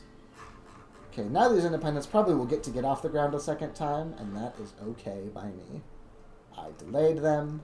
It was nice. I kind of want Sibo, not because it's particularly got any good resources, but just it like fixes this little access issue, and makes Feng Hao, it'll be like a single when I attach these ones. Quite contiguous area. And then, man, these Babylonians are going to be a problem. Oof. But at least I'm dragging everyone down with me. You can see the bottom three are all down here because I kind of said, no, you guys don't get to just sit and slowly scale for late game. Okay, they're the Huns. Now, the Huns are quite scary if they've got a bunch of open plains near you. Not nearly so scary in this situation. But, man, he really is going to just go take everything. I am unhappy about how this is going with the Babylonians. Oh, there's a bear. Well, let's go kill that bear. Bear on hill.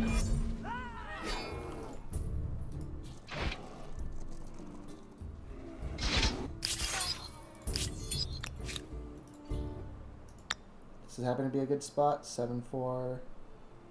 No. You can see when you're one unit founding the army and you don't get that bonus for, like, multiple people doing it, you really do need to make sure there's enough gears in the spot that you build the outpost, or else you're very sad. Alright, we want one here, too. Can I afford all three of these? This one's going to be 85.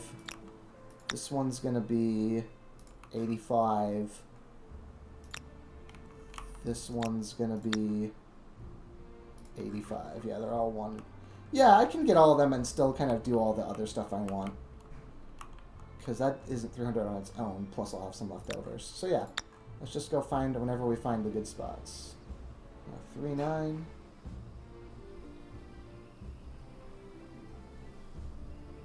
I do want to be in this mountain pass. Probably the 613 is the one then.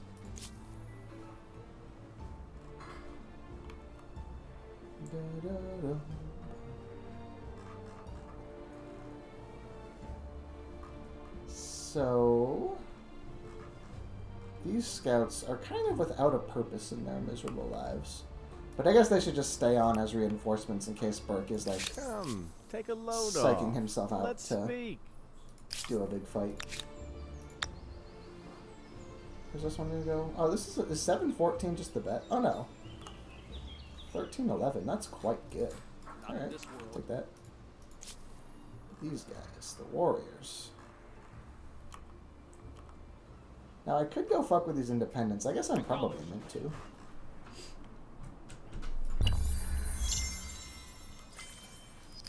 Nice. Now I can build the Xanish when I get the resources. God, how are the Babylonians getting so much space? Quite angry. 510? Is 510 the winner? Oh, this river's kind of nice too. 8-7. Let's do that.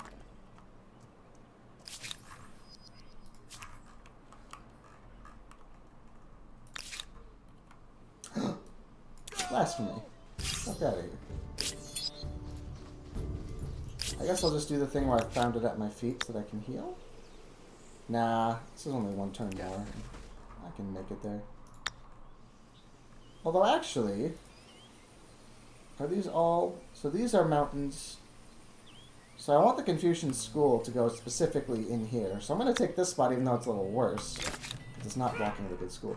I don't know how many of these schools I'm going to make versus when I just need to go an era up. But at least thinking about it. Okay.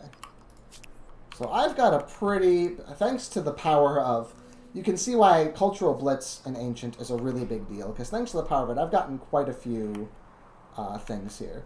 And the nice thing is, the non-aggression cuts both ways. I couldn't stop him from taking all these inroads. And you can see that's exactly why he skipped this little gap here. Because he can kind of get to that in his own time. But he also can't take away my stuff without declaring war. He might be willing to have an exclave. Because I can't declare war, having an exclave in here is a lot less bad for him.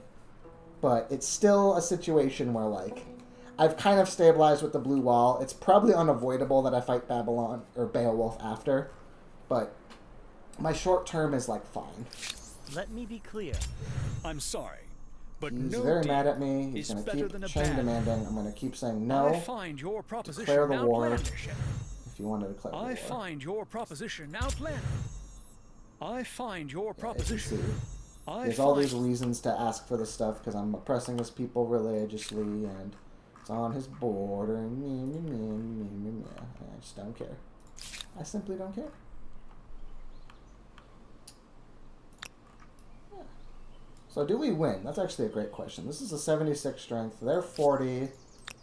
They're 36. As long as they don't have organized warfare.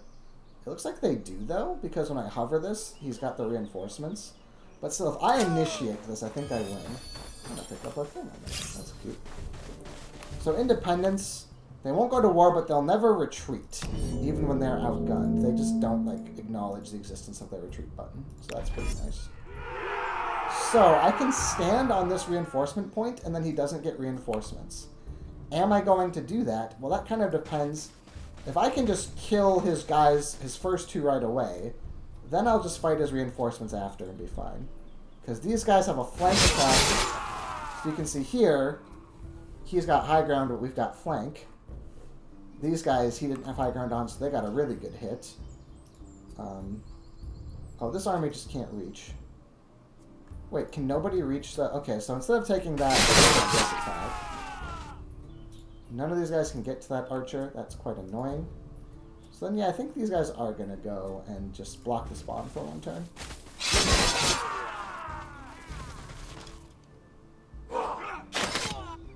So you can see he takes 10 damage because blocking the spawn as a bit of a balancing act does some damage to you. Now, another cool thing that's going to happen is if I can kill this guy in one turn, then it doesn't matter about his reinforcements. Yeah, I'm gonna get rid of that guy. When there's nobody left on the battlefield, I just win the fight. And because he's peaceful, I can then run back to my own lands, heal quick, and then fight the other guy without risking the life of this warrior. I'm just kind of decant them off a bit here. Okay, so what I'm going to do is this scout is going to join... Wait, he's got 1 kill. He's got none. So the 1 kill scout is going to join this army. The no-kill scout is going to just join Feng Hao as a worker. We're starting to get to the point where scouts are not useful militarily. And just getting stuff built here faster is more important. Okay, we need 1 worker on here to get palisades done. And then it's like really rough for him. I also can spend influence to attach Cade. Probably I meant to as well with the Babylonians on the border here and him on the border. Just keep it safe. Cost the rest of my influence. Which... This is not done for, what, 4 more turns? At which point I'll easily have money for the copper. These guys just have saffron and I have no farmer's quarters. Yeah. The best use of this final bit of influence is to just lock in Cade. And now Feng Hao is a solid wall walking in the Bantu, and while they can trespass through it, they can't make contiguous things of city anymore. And Feng Hao is about to have walls, so when they go to war with it, it's also an annoying war target. And I should be able to leverage that. My science is awesome. So now we want organized warfare, so that I can fight in groups. And so I can get... there's a lot of notifications. I can also get the basic siege weapon, which we might see how that works later on. Wer The seid ihr? Phoenicians Und was are werden wir needy. zusammen tun? I'm not going to help you with your problems. I got enough. The definition of the word border seems to have escaped you. No, I know what a border is. I just I don't find care your about you as a proposition person now like planned. that. Sorry you had to learn this way, but it's like super duper true. Sometimes it's a bit hard to tell what actual tile it's on. You can follow the line going down, or you can do what I did there, where I clicked the ransack button as like a little exploratory tool. Oh, there's those guys who ran away. Hey, why didn't you keep running away? That's what you were meant to do. Get the fuck out of my house. Hey, give me 5 more support. What? He wants to fight. That is very wrong. That is incorrectibus. So the scout... Okay, so this is something worth knowing. You can kind of only walk through one. So you can see here, the contested hex here. It's going to take my whole movement to walk here. But then once the scout is here, he stops this hex from being controlled. So once this scout goes here, now this warrior can run all the way back here. Because this scout is like making this tile that he's in no longer be a zone of control. So the scout is not as strong as a warrior, but this is a reason why you might keep a weak unit in your army. So that this guy can run here. And now I get to do flanking attacks. And I have a flag. And I don't know why he wanted this. And then this scout, you see if he attacks, he's on low ground. And he's just a scout. So the other pioneer has 5 combat strength on him. He's not going to fight. He's just going to stand there. Take it.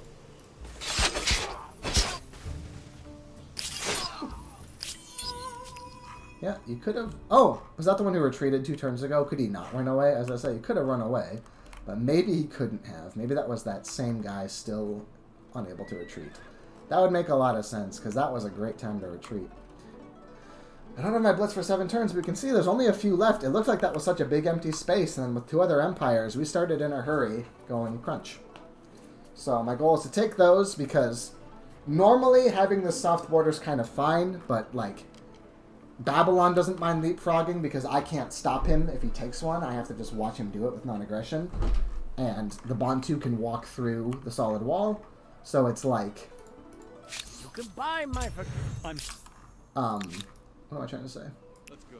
Yeah, so I still have incentive to take these, even though they like nobody can draw a solid path to them. Both of them have good reasons why they don't care about that. If I had all of this stuff attached, then it would be fine, because then Babylon would need to beg me for open borders to be able to even walk here. If I had attached this and this once it finished, then Babylon can't get back here at all. That's honestly an option worth considering, although it's kind of expensive because attachment scale, remember Feng Hao's first one was 30, then it was 90. Now I don't even have the ability to see how much it'll be, but it'll be expensive. And then Hao Xing, this one's going to... Oh, I guess it's just going to be 120. I know that because Hao Xing's is. So when this finishes, it'll be a 120 attachment for Hao Xing also. And I want it to finish all its artisan quarters before I attach it, right? So it's going to be a bit before I can block him off in that particular manner. But it is an option if I can slow him down. I think he is going to go walk right here and do it like a huge dickhead. Although if he's touching one of mine, I can still demand it from him, even though we're at non-aggression. And I may do so. I am stronger than him, thanks to all these free warriors I keep getting. I can't even stop him with zones of control. Normally, you can put your guys in front to do a zone of control to just stop him from getting the ability to move, but because we're not in aggression, we don't have zones of control with each other. Feng Hao has finally done it. They have a cute little wall. So now I want to get my pottery workshop. Now I can pick my new civ. You can see here, only 2 other cultures so far have picked a tier 2 civilization. In this case, I have lots of great Confucian schools still left. I have lots of stars I can still get to. This is, you know, only 70 away from my first athlete. 3 more buildings, 1 more pop, 1 more tech. I don't want to era up yet. If I was desperately losing a war, it might be worth looking at the military civs for a good military civ. Alright, you better not immediately go found a stupid territory, you dickhead. I want to spend my next stuff. I'm going to skip these extractors for a bit and just save my influence to try to deny Babylon getting an inside track. Just hit the sit here till healed button. He has destroyed the bear. You, I don't think are allowed to be here. I'm a horse. So, you're not allowed to be there. You're all going to demand more Why money. my forgiveness? I find your proposition outlandish at best. Huh? Inconceivable. That means no. He declared war on me that time for refusing randomly. So he gets -3 ongoing because -2 from proximity state is because we're kin. -1 from declaring. And then you see he'll get to start at 100 war supports, but he was really honking mad at me, so that was fine. So technically this is a war over $200, not any of the other stuff. But I don't think he was meant to do that. I think he was foolish. I guess that does mean that maybe he's in cahoots with Beowulf, because Beowulf will get a free pass now. Let's get to know each Because I'm no longer going to try to shadow him. I'm going to just smash down there. But, hey. Let's get that war support down. So it's quite nice to have war declared on you instead of vice versa. Because now I am the one who benefits for waiting, right? So it's like... Take his flag. How good is this attack? 15, 16? Nope, I'm taking it. He's going to take the minus every turn. Because he started it. So it's like always a -1 per turn for declaring, and then he gets the -2 for proximity state. Now I get a -2 because he's influencing 2 of mine. So now this is a great reason to use my next cultural blitz on Feng Hao, even if it is worth less influence as money. Because then I won't take this -2 every turn in war. Because they'll be like, wait, we're culturally not part of this weird streamer. We don't even like live streams. Or videos, whatever he does. Okay. So these guys... It's only increased by 15%, you see.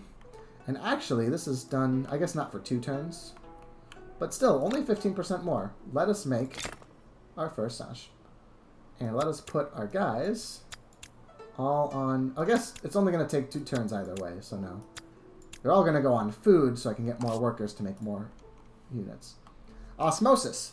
So when there's the guy who's influencing you, it has penalties. Like you see during war, I take a penalty for him influencing me. But I also get the option to either spend money or get free science. And in this case, I could learn fishing from him for 200, or I could just get 87 instantaneous science, which will finish organized warfare for me. Which means now I can have organized warfare if we fight each other. And now I want masonry, please. Okay. So we are officially at war because you saw the writing was on the wall. I think I'm going to win this war. Because the Bantu are all about snowballing, where you get lots of territory. That gets you lots of food to get pioneers, which gets you lots of territory. Like, you can see how, especially at the start of the Neolithic, I was complaining I didn't find a lot of food. If I had found a lot of food early on, then that would have given me lots more guys to go look for more food, which would have found more food to get more guys, to etc., etc. That's the Bantu game plan. I denied that shit. I denied that shit hard. He might have a big secret army somewhere. I saw some other little guys flumping about there. Well, we're going to walk through here, but then wait one more turn. And oh, I guess it's just, yeah, 0 anyway. But I want to wait one more turn in the borders for... Oh, I guess everyone is full health. Never mind. I thought I needed the last dash of healing, but I don't. Okay.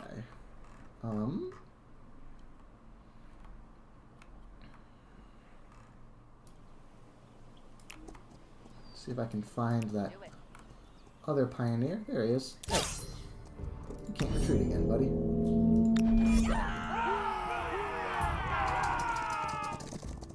Hey. Oh, he's defending. Okay, he actually gets a benefit. Wait, fight him neutrally. So will he be stupid? That's the question. Yes. He should have just sat on his flag, because being the defender there means they have to come to you. But he's just a dumb robot, and he did not think about that. And now I get to kill that. That gives me 2 war support, takes away 2 from him. Every little bit helps. In a war. And now I have the ability to get bonuses for ransacking or stability on occupied lands. None of that shit matters right now. Please don't fight me. I know you're probably mad because of that earlier time when I fucked with your shit. But truth be told, my man, I'm really just after Burke Black now. So I will let you found your flourishing society on these empty lands. I will no longer hassle you. I have gotten what I wanted. That's going to finish next turn. I want that copper for the cheaper Sanchez. I guess... Is there still a I mean, as I've got influence, I ran off his scout. Can I go take something just to keep it away from the stupid... I guess these guys, on their way down, they can go deny one last piece of territory. I'm also probably fine to... Because that copper's only like 30. I think I'm fine to make my saffron here. Well, I guess I don't have any farmer's quarters yet, do I? So that was actually totally pointless. I thought it was one of the ones that was low value, but no, that was a no value. Probably should have waited. It's fine. Let's get a stoneworks done.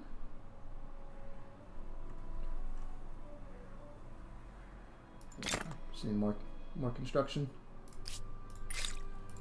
So you can see soon I'm going to be done with all the techs, and then I'll have some more pressure to era up because I won't get anything useful. Like I said, that's especially a problem with the Zhou, because your emblematic gives you science, remember? But the you're not a scientist culture, so you don't get the free +1. But let's just go. Writing gives us cheaper civics, which might matter later. You also get a fame bonus if you're the first one to research An writing. emblematic unit But I is a called it living out culture earlier manifested in an somebody organized else troop. way Let's see beat how us. the neighbors view it. But now you see here, 19, 19, 18, 26, because I got the Mandate of Heaven. So my average stability is high. Now this guy can't actually invade Musenge. Horses can't scale walls. But we're going to go grab an archer.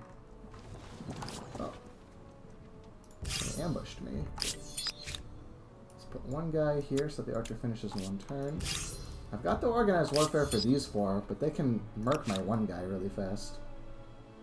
Can my 4 scouts make it into this war this turn? No. Should he retreat then? I'm stronger than any of them, but they do get to get the drop on me.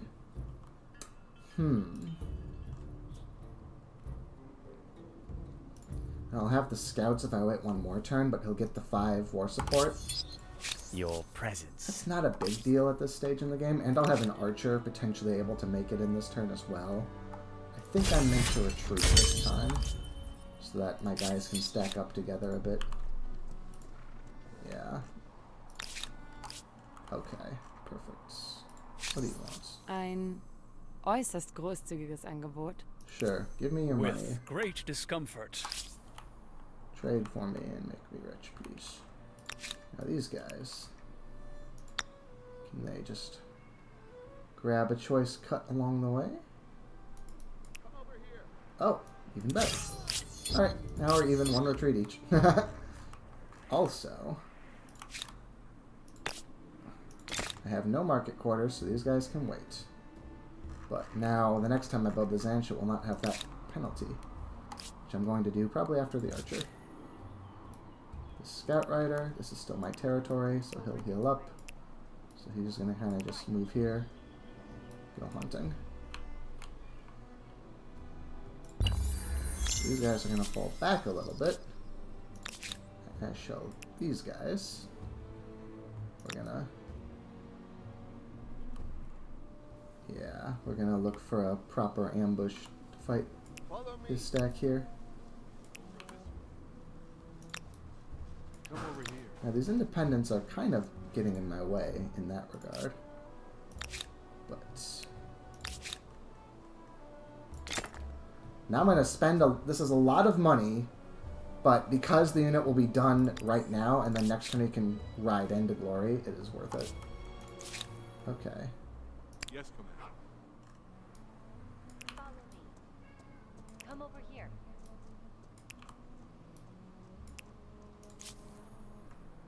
Yes, Commander.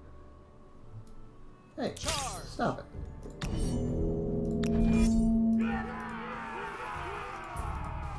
So we get the high ground flank attack, 27, 17.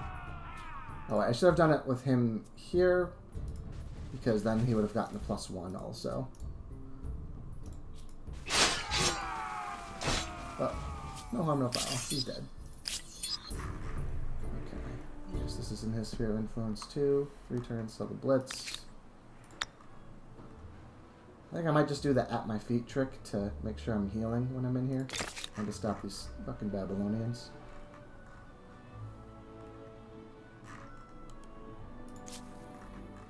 Okay, now these guys can't make any units. They've got literally no population at all. Let's just get your Confucian school started so we know we're going to have it. An enormous leap forward. As long as I've started a Confucian school, if I era up, I can get more of it.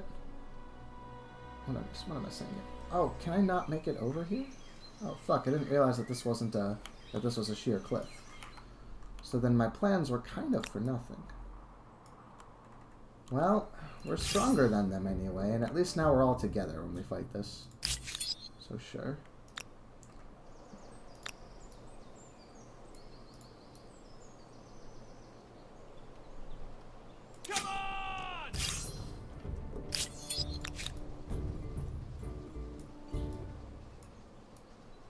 Over this way.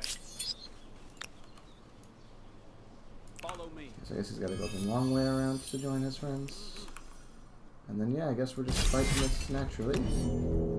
But the terrain is more favorable, for sure. Slightly injured guy can go in the back. I think we all just, yeah, camp the high ground to make them come to us.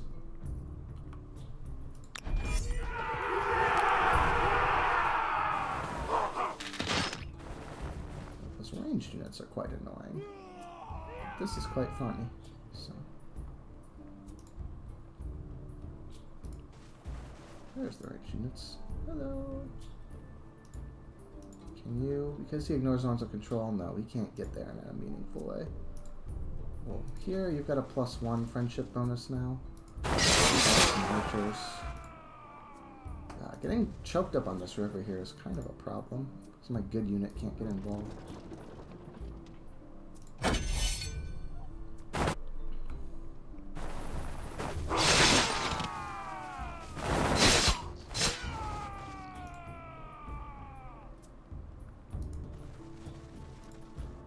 But you can see I get a +3 from charging if I moved a lot that turn. So I can get a nice... But yeah, this terrain is still quite unfavorable to me. I might be losing this. It should be quite upsetty spaghetti for me here. We can start moving into flanks and stuff later, so that's an incentive thing to do that. But yeah, those archers, you can see why indirect fire is so good and why I wanted to have some, but I just couldn't make the movement work out. Alright, well, we're going to go up here and swing this way. We're trying to open the way to the sea archer. That's such a bad swing. That -5 because of the high ground. I just can't justify it.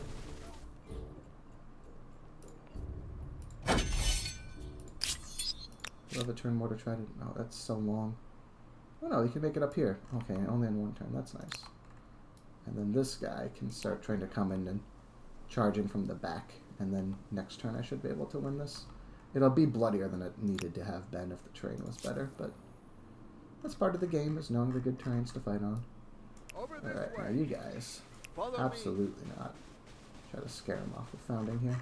If they do, I can't stop him, but hopefully he doesn't want to have a one territory city with nothing nearby he can take. Hopefully that does not appeal to him.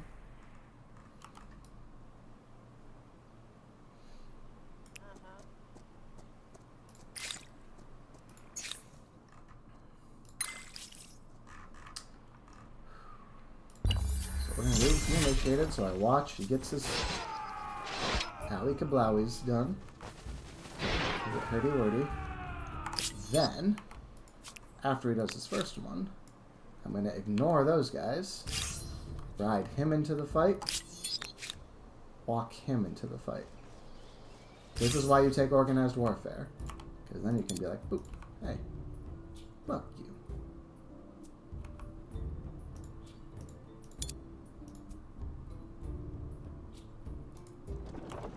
Hey, fuck you, Blackfire. You're dead now. Nerd.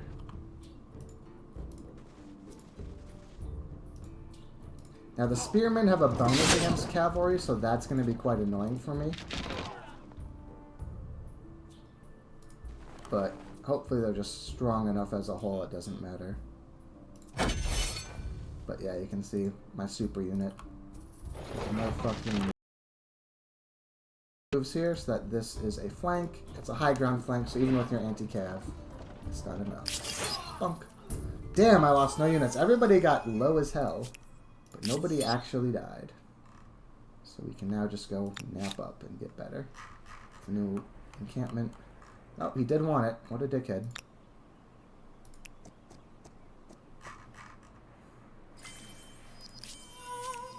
It is bordering Haojing, so I can demand it. Now, if I demand it, there's a decent chance that what he does is he just says, Lamau, fuck you, and forces me to declare a two-front war, which he knows I don't want to do. But I am pretty strong right now. He might just be scared, so I am going to try it. You go. Nice. It worked. I demanded it. He's like, nope, I don't want to have the mandate of heaven fall on me, and now he just saved me the influence and took it for me. Thank you. And now I will just take this last one, and then the non-aggression of the Babylonians is like, he has to deal with it. Notice that we still have a non-aggression pact. As I didn't declare war, I just diplomatically said, listen, Buster, I am not okay with you taking this thing next to my city. I'd also notice if I hadn't been, like if it had been only dotted lines around it, I wouldn't have had that option. It was the fact that it was a settled city of mine that he was bordering that I was like, dude, that's mine. That's not yours.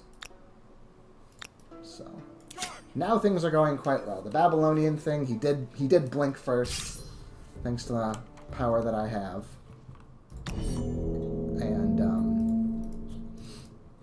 And the Burke Black War is going quite well, because he never kind of got around to getting a good unit. I don't know whether is he hiding inside under his walls, maybe? We have his flag now, so he counts as losing unless he comes to us, which it looks like he refuses to do. Yeah, he's chilling inside. But now I can show you, to move inside the city walls, I can't do it if I'm a horse. It's not a good thing for horses to do. But if you start your turn next to a wall, because if I want to swing through the wall, notice how he gets +6 from fortification. So that's why walls are so strong. But if you start your turn by the wall, you can spend your entire movement to move inside. And now he won't take the +6 because I'm fighting him from inside. And now I've got a flank. I don't need to kill him, but I'll get more war support for killing him. I could just sit and hold his flag, but this is more demoralizing. So now he's going to move out, and he's going to take the flank because he's at full health. Oh, I should have moved this guy near to give him the adjacent allies. He can't attack up that hill, so he can't get the flank attack on this side, but it still counts. There we go. Just chipping him down. The less time I have to see you, the better. Also, my people stopped. Once we start getting at war, his culture doesn't get to me anymore. I don't even need the cultural blitz to fix it. I can use the cultural blitz to stop Babylon. because you can see my people are now like, wait, why am I watching his videos? He sucks. He's trying to kill me. So that's just a nice little thing. I do want to era up kind of soon, so maybe I am meant to... Ooh, this is 18 food. That's a lot of food. And it's even more when I start attaching more rivers, which is likely to happen. But if I get at least one turn on... Because I want this just for the view of it. For the spectacle, I really want that school. I have to choose fishing. Okay. This is not done yet, but I will want the obsidian. It is percentile, but still I'm getting strong enough. That is something, and industry is really nice to have. So I will build obsidian. I'm going to wait on the gemstones until the market, or if I need stability, but right now, 193, they're both fine. But right now I want to use stability to...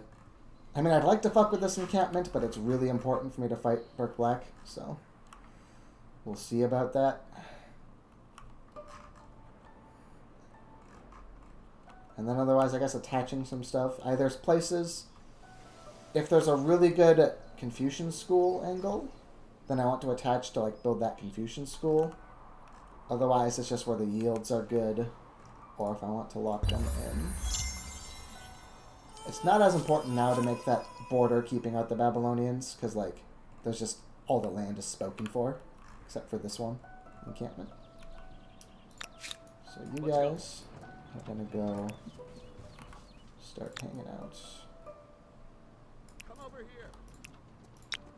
Yeah, we're going to just wait in the back here. I can spend money to heal up, but I would much rather just get it for free and just stay away.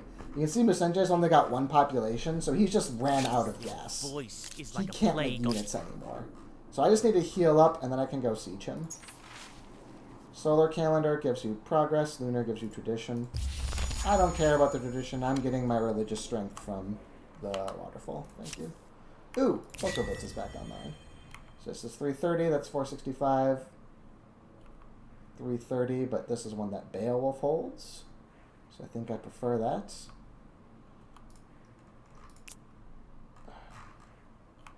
And then down here, you can see that now Burke is... I can't pick the one he owns, and he's out of my territories entirely, because we just don't like him no more. So yeah, let's push him back up here, I guess.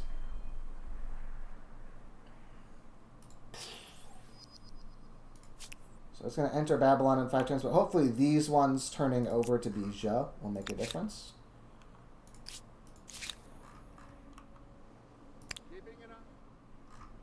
Scout Rider. Yeah, I guess ride around, look for curiosities. This guy. I guess can come help with the encampment too. So I can just take that and then we'll have a complete wall of blue. And then I have, yeah, 500 influence now. So what am I doing with that? So one thing you can do that can be quite useful is if you go into this outpost menu, you want to attach... The more pop they have, that's just a worker you're going to get when you attach it. It's especially important because once they get over 4, that's as much population as an outpost can like easily sustain. And they'll start like just starving to death. So you really want to attach like your 404, your 504 outposts. Otherwise, Chibo has the best yields with having 1 pop. Which one is Chibo? This one. Sibo, not Chibo. Well, let's just go start the wall. And attack Sibo. Now Fenghao also just is a better city. They can build another school. Ooh, they've got a 16er. Let's do it. Even though it's kind of a waste, because you see I'm going to have fishing and then sailing and then be done, that is just going to carry me through all the science of the classical era, all these Confucian schools, and that will be quite nice. So, this guy doesn't want to stack up because he's got 6 movement speed, so if he stacks up the 4s, it slows him. That's true for the Zashes as well, but in this case, movement speed isn't like the thing that they're thinking about in their lives. They're just there for siege, and they're like, I'm quite close to Musenjae, Kenge anyway. And they need to be with some terrestrial folks, some bipeds to actually get in the walls. He's attacking me. He's attacking my 4 scouts with his 1. Is he just sending scouts on cooldown because he's tilted? That's funny. If he has secret reinforcements, which can sometimes happen, that like they've got a reinforcement stack you don't see that come in, but I can always just include these guys if I need to. Here they are. Alright. It doesn't look like he had a plan, and he's out of the fortification.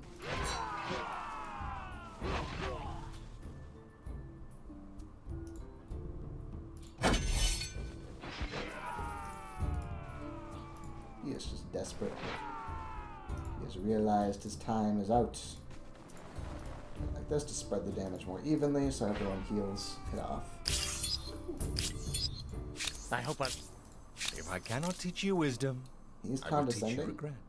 I guess culturally he has the edge on me, but I'm definitely stronger than you, buddy. Measuring leadership. Stability. So this is one where the Artrock path can lead to some fun civics down the line. If you hover. It's annoying that you can hover over these to see what happens, but it's so annoying you almost never do. But you can see here, if you're an Artrock with at least 3 market quarters and 3 commons, you can get cheaper, like some really good benefits here, and then you can get cheaper what. So like the benefits for Artrock can be nice, but in terms of like which one of these benefits is better, 1 city cap is such a huge deal. So you normally pick the city cap for that aspect. So these guys are just an encampment. You can negotiate with them once they're an actual civilization. For now, this is just sort of the eternal encampment they keep building that I'm probably going to destroy again. But we will see. These guys are going to go and get to the border, but still healing. And then I'll probably spend my gold next turn to heal them up what's left and start sieging the city. But, you know, the more free healing you can get, it's free. I like free stuff. Only 1 archer is kind of a problem, but he just burns so many population building those stupid pioneers that don't do anything that it does not actually matter. Zizhou Shamanism's doing pretty well. I don't have that much population because I just have very slow pop growth because I've had other problems in my life. Which is why I'd like to get this stuff like the river, which I think I probably can now too. I ended up not doing it. It was maybe a mistake to get Pyramses because I couldn't have it ready in time for the war. I needed to build this other stuff, and then I guess on the war with Sipar, and I guess I just need to try to pick mounted units over time anyway. Alright, brief pause there. Hopefully it didn't make the video weird. I think I was talking about how Pyramses was a bit of a dud because I didn't have it ready in time for this war, but it means I should keep an eye out on civs who have heavy cavalry emblematic units. Sadly, the Huns are one of the classic ones, and she already took the Huns. She also wants to trade everything. That means we would be trading strategic resources. I will only do it. I'm not going to do it at all. Fuck her. I find your proposition now. She can have a crisis about if she wants to. I don't know. She sees my stuff and I don't see her, so I just don't like that deal. It does not seem like a good deal. Why can I see Byblos here? Is it just because it's in sight of that capital? I don't know who that is. Have a seat. Have a glass. He's condescending. Let's get to know each other. That's... Oh, he broke the non-aggression pact. That's what that was. That augurs poorly. I could right now go and bap his nose for it, though. That could give him the opportunity to start a 2-front war with me. But also, this front is wrapping up. So I think I'm okay with that. It'll give me some more support. He won't have the full 100 like Burke Black started with.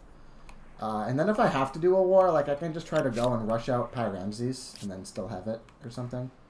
Yeah, if you're gonna break non-aggression, then I think I'm gonna move here and then swing. Hey. This was your idea. Oh, I guess I can just finish him off with my horsey. Follow me. Off we go. Actually, I guess what I can do is... Okay.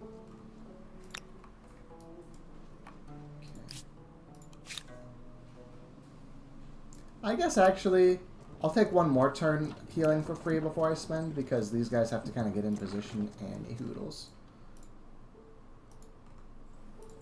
They can have the veteran scouts. And then this will be a 3-stack that follows. They're going to wait. You guys get on the river. You guys wait one turn. Yes, you guys are getting some schools done so that whenever I do get the new... Oh! This can build its harbor for 7 food. Yeah, so you have built the first harbour to construct and launch the vessels of the Empire. Get done with Time to stock up on influence. champagne bottles. This is interesting. Once I get an embarkment tech, when you have a harbor over a 1-wide territory like this, then embarking takes your whole turn unless you do it on a harbor. So once I get an embarkation tech, my units can just walk over to here without stopping.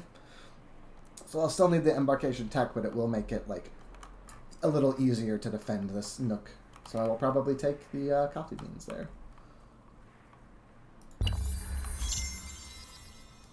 Built to last has been finished by another empire. That means somebody else finished their wonder.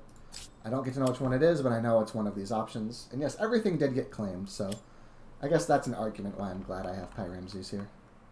Okay, so these guys, we're going to spend tiny amounts of money to get them all full health so we can start the siege in perfect effect. Okay. So the way that the siege works, we're going to move these guys in position, and then we're going to do this. That creates this little thing. Now in one turn I'll have a battering ram, and that is useful because it will let my special units, like my horses, can go in through a break. They can't attack over a fence, period. But the battering rams, which I make for free, because I've got build faster, they will make a free battering ram, which is a siege unit that can only attack walls, that will then kill the fences, which lets my guys go through. That matters a lot more when it is very close as a fight, and I need that edge. It doesn't really matter for me here because I'm so much stronger. I'm going to wait one turn just so you guys can see it, except no, I won't because he's attacking. This is called a sortie. It's something you will often do. If you don't want to just sit and let them make siege weapons, you attack out. But then the penalty for doing a sortie is that instead of him getting to be the defender with the flag inside the walls, he's the aggressor and he's got to go for the flag out here. So if there was like mountainous terrain, like high, I could like make him come out to me and slaughter him outside his walls. Instead, what I do is just have all my guys bordering these, because I showed you I can just kind of move through the walls like that. Now, where the hell is the... Okay, and then this is where the archer will get to deploy from. So see, he does that and that. Sure. Very proud of you. My horses can't help because he is... they're all inside. But what I can do is just that. And then this guy can go like this. He'll join the line. He'll reinforce. He's going to go around. He can't attack over the wall, but he still counts as a flanker. So you can see this. I could do this rear attack. Now, it's not worth it because this is just a scout anyway. So he's just going to walk backwards. But, like, if this unit... He can't get over this turn either. Okay. We're just going to sit here. If I try to go out with a flag, he's going to get completely annihilated by my special mans. And otherwise, he's going to do that. So then he can give a flank for this guy to go here and do that. That's going to let him go in here, and now he'll get a rear attack, and he's inside the wall, so there's no fort. This guy has fort, but it doesn't matter. He's too weak. There we go. Now, that is going to be the end of the Bantu civilization. I could have him as a vassal, but there's no point. I'll just take his city.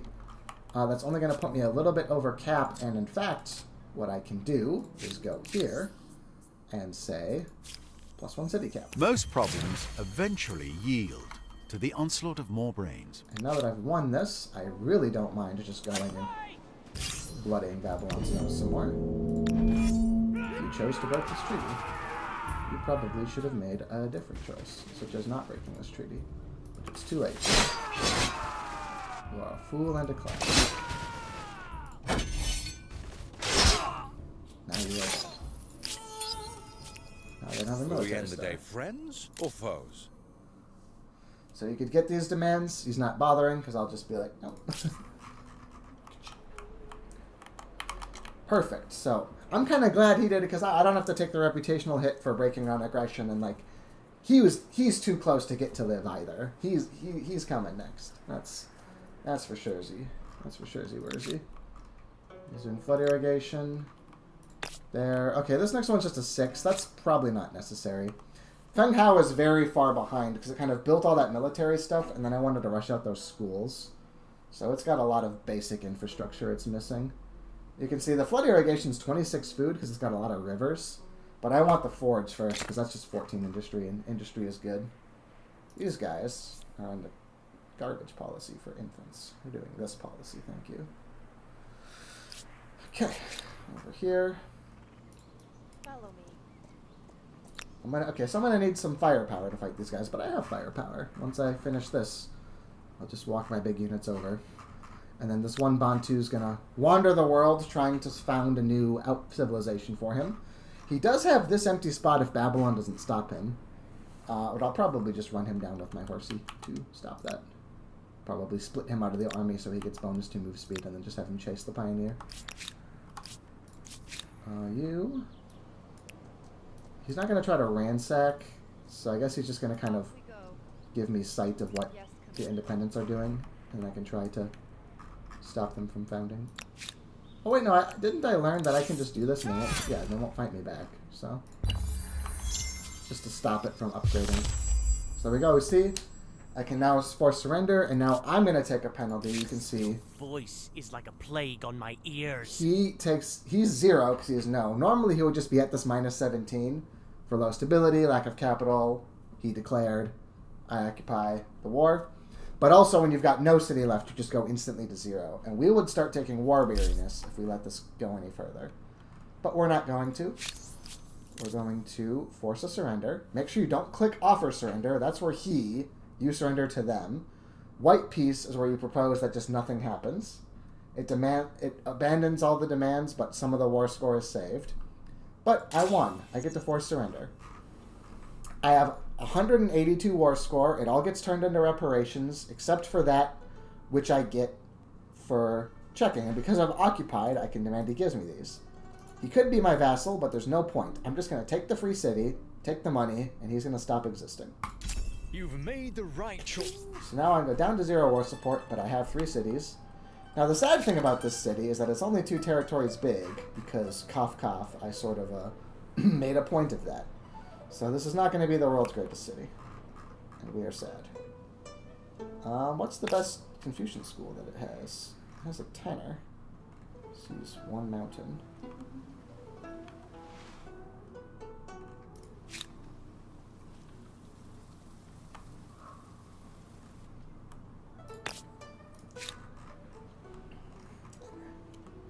Now, what's interesting is that normally, you can see its mutinous stability, it's going to go up, but it got really unstable, and it needs to increase 5 a turn to reach its equilibrium point, which normally means you can't build any districts until it gets to the top. But you can build positive stability districts, which happens to be the Confucian school. Normally, this is only like commons quarters and garrisons, districts that are specifically about stability. But you can do that. So I can get that queued up so that I can make sure that I can finish building it. And now I can just chase this guy and make sure he doesn't get to found another city. He is hate-filled. I can imagine why. I might want to get... There's a tech you can get later to absorb cities.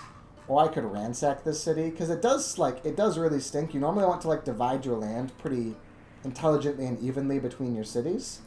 I don't have that option because not letting this get expanded was the whole point. But I also see this little hint of land here. So once I get embarkation, I can go looking at these island chains. And as long as they are within one territory, I can attach them. So I'll at least get something for this. Okay. So these guys gonna get on here, do a turn of healing, and we can go join the ransack fun. These guys, I think, are going to just disband in Musenje borders now. This one's with no veterancy. Just get them started. These guys each got a kill. I'll save them and try to upgrade them into something nice later on. Okay, now you guys are going to go get ready for this war with the independence. And then once that happens, I can kind of just start fortifying the border with Babylon. It's going to be the only spot that really matters. Okay. I don't know what the hell these guys are meant to do with their lives. I guess they're going to run here and wait for me to have an embarkation tech so that they're in position to go explore. That's what I'll do. Okay, now it's worth to think about eraing up, because some stuff's getting taken away from me, which is sad.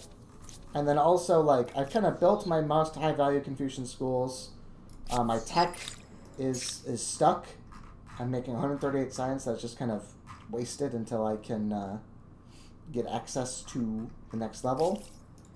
My stars are like, I got 3 golds already, but 2 more buildings is going to be pretty easy, so I'm going to get gold builder star. The money is going to happen pretty easily, and the influence silver is worth extra, so we're going to wait for those, but I'm going to era To up harness pretty the soon. power of water itself in order to feed your people. That should make you popular. So, question. Are there good? Yeah, Taika had a good mountain pass. So we're going to attach Taika and get one more Confucian school going. Worth noting, too, a very common thing is that the reparations you can use to push you over the edge for stars. Because once I get the reparations, then I've got a lot more money to buy buildings with money. But right now, I'm not going to do that. Religious rights. Profession or cheaper industry for religious districts. That is worth keeping an eye on. Ooh, he had a fleet. Okay, so he might actually be in this game for real. If he has any embarked land units, then the fleet can defend them, and then he can... Look at this. Okay. I get 23 plus 4 from high ground, plus 3 from charge. I don't have the Mandate of Heaven because this new city I got is so mutinous. Okay, nice. That was his last land unit. So I was going to say, if he had other guys, he could, like, start fresh on a different island, and I wouldn't care about that as long as I wasn't here. But nope, he no longer has any way to make a new outpost. So he's gone. No interacting with him. I won. I won the Ancient Era. So there you go. High-flying combat arena. Even though I don't remember how the... Now, these guys, I think, do have organized warfare, so I have to be a little careful. But if I do this, do my guys get involved? Oh, maybe they don't have organized warfare. It kind of looks like they don't.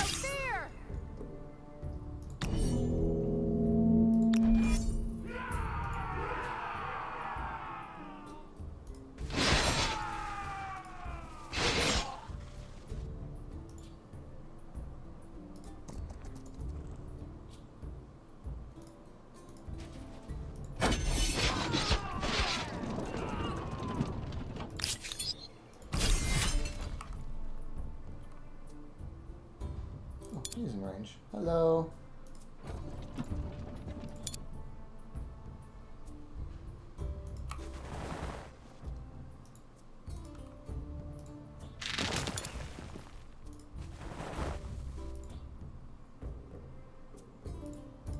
+1. High ground.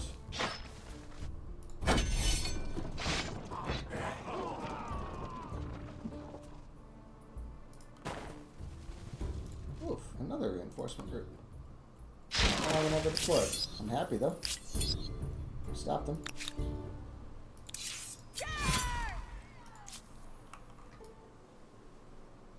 Off we go. So I need, yeah, making that money star. I need 100 more influence, so 2 turns. And then I have to just get some, maybe I'll like spend a bit of money to like finish one building along so I get the builder star. Mobile and militarist, the Goths. Oh, so there. You can the probably Goths. guess that this... That's annoying because they're another guy who likes horse. Such praise. But whatever. If I can't get a horse culture this time, I'll finish Pyramses eventually. I can take as long as I want to get it done. It's just a cute bonus of the reserving it. That's what it means. And then eventually I'll get those cheaper guys. Okay, you. Now I could just go and start attacking Babylon. That I'm going to wait to have my fleet with me before I start actively... It's one thing to just love tap his scouts and be a nuisance, but I'm not going to start ransacking until he... So this is just a 6. That is not worth it. But I do want to get a building done. So if your best food is a 14, best industry is a 12. Best market is a 3. Best harbor is an 8 with 3 science attached to it. Ooh, now this is a pretty important harbor, actually. Let's get that done.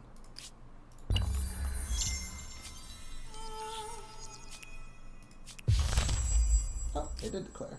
Okay. Well, guess I should have ransacked their outpost then. These guys are just scouts, so I don't care that Babylon declared. I'm gonna just hang out. It is a bit of a shame that now I'm blocked in by these nerds.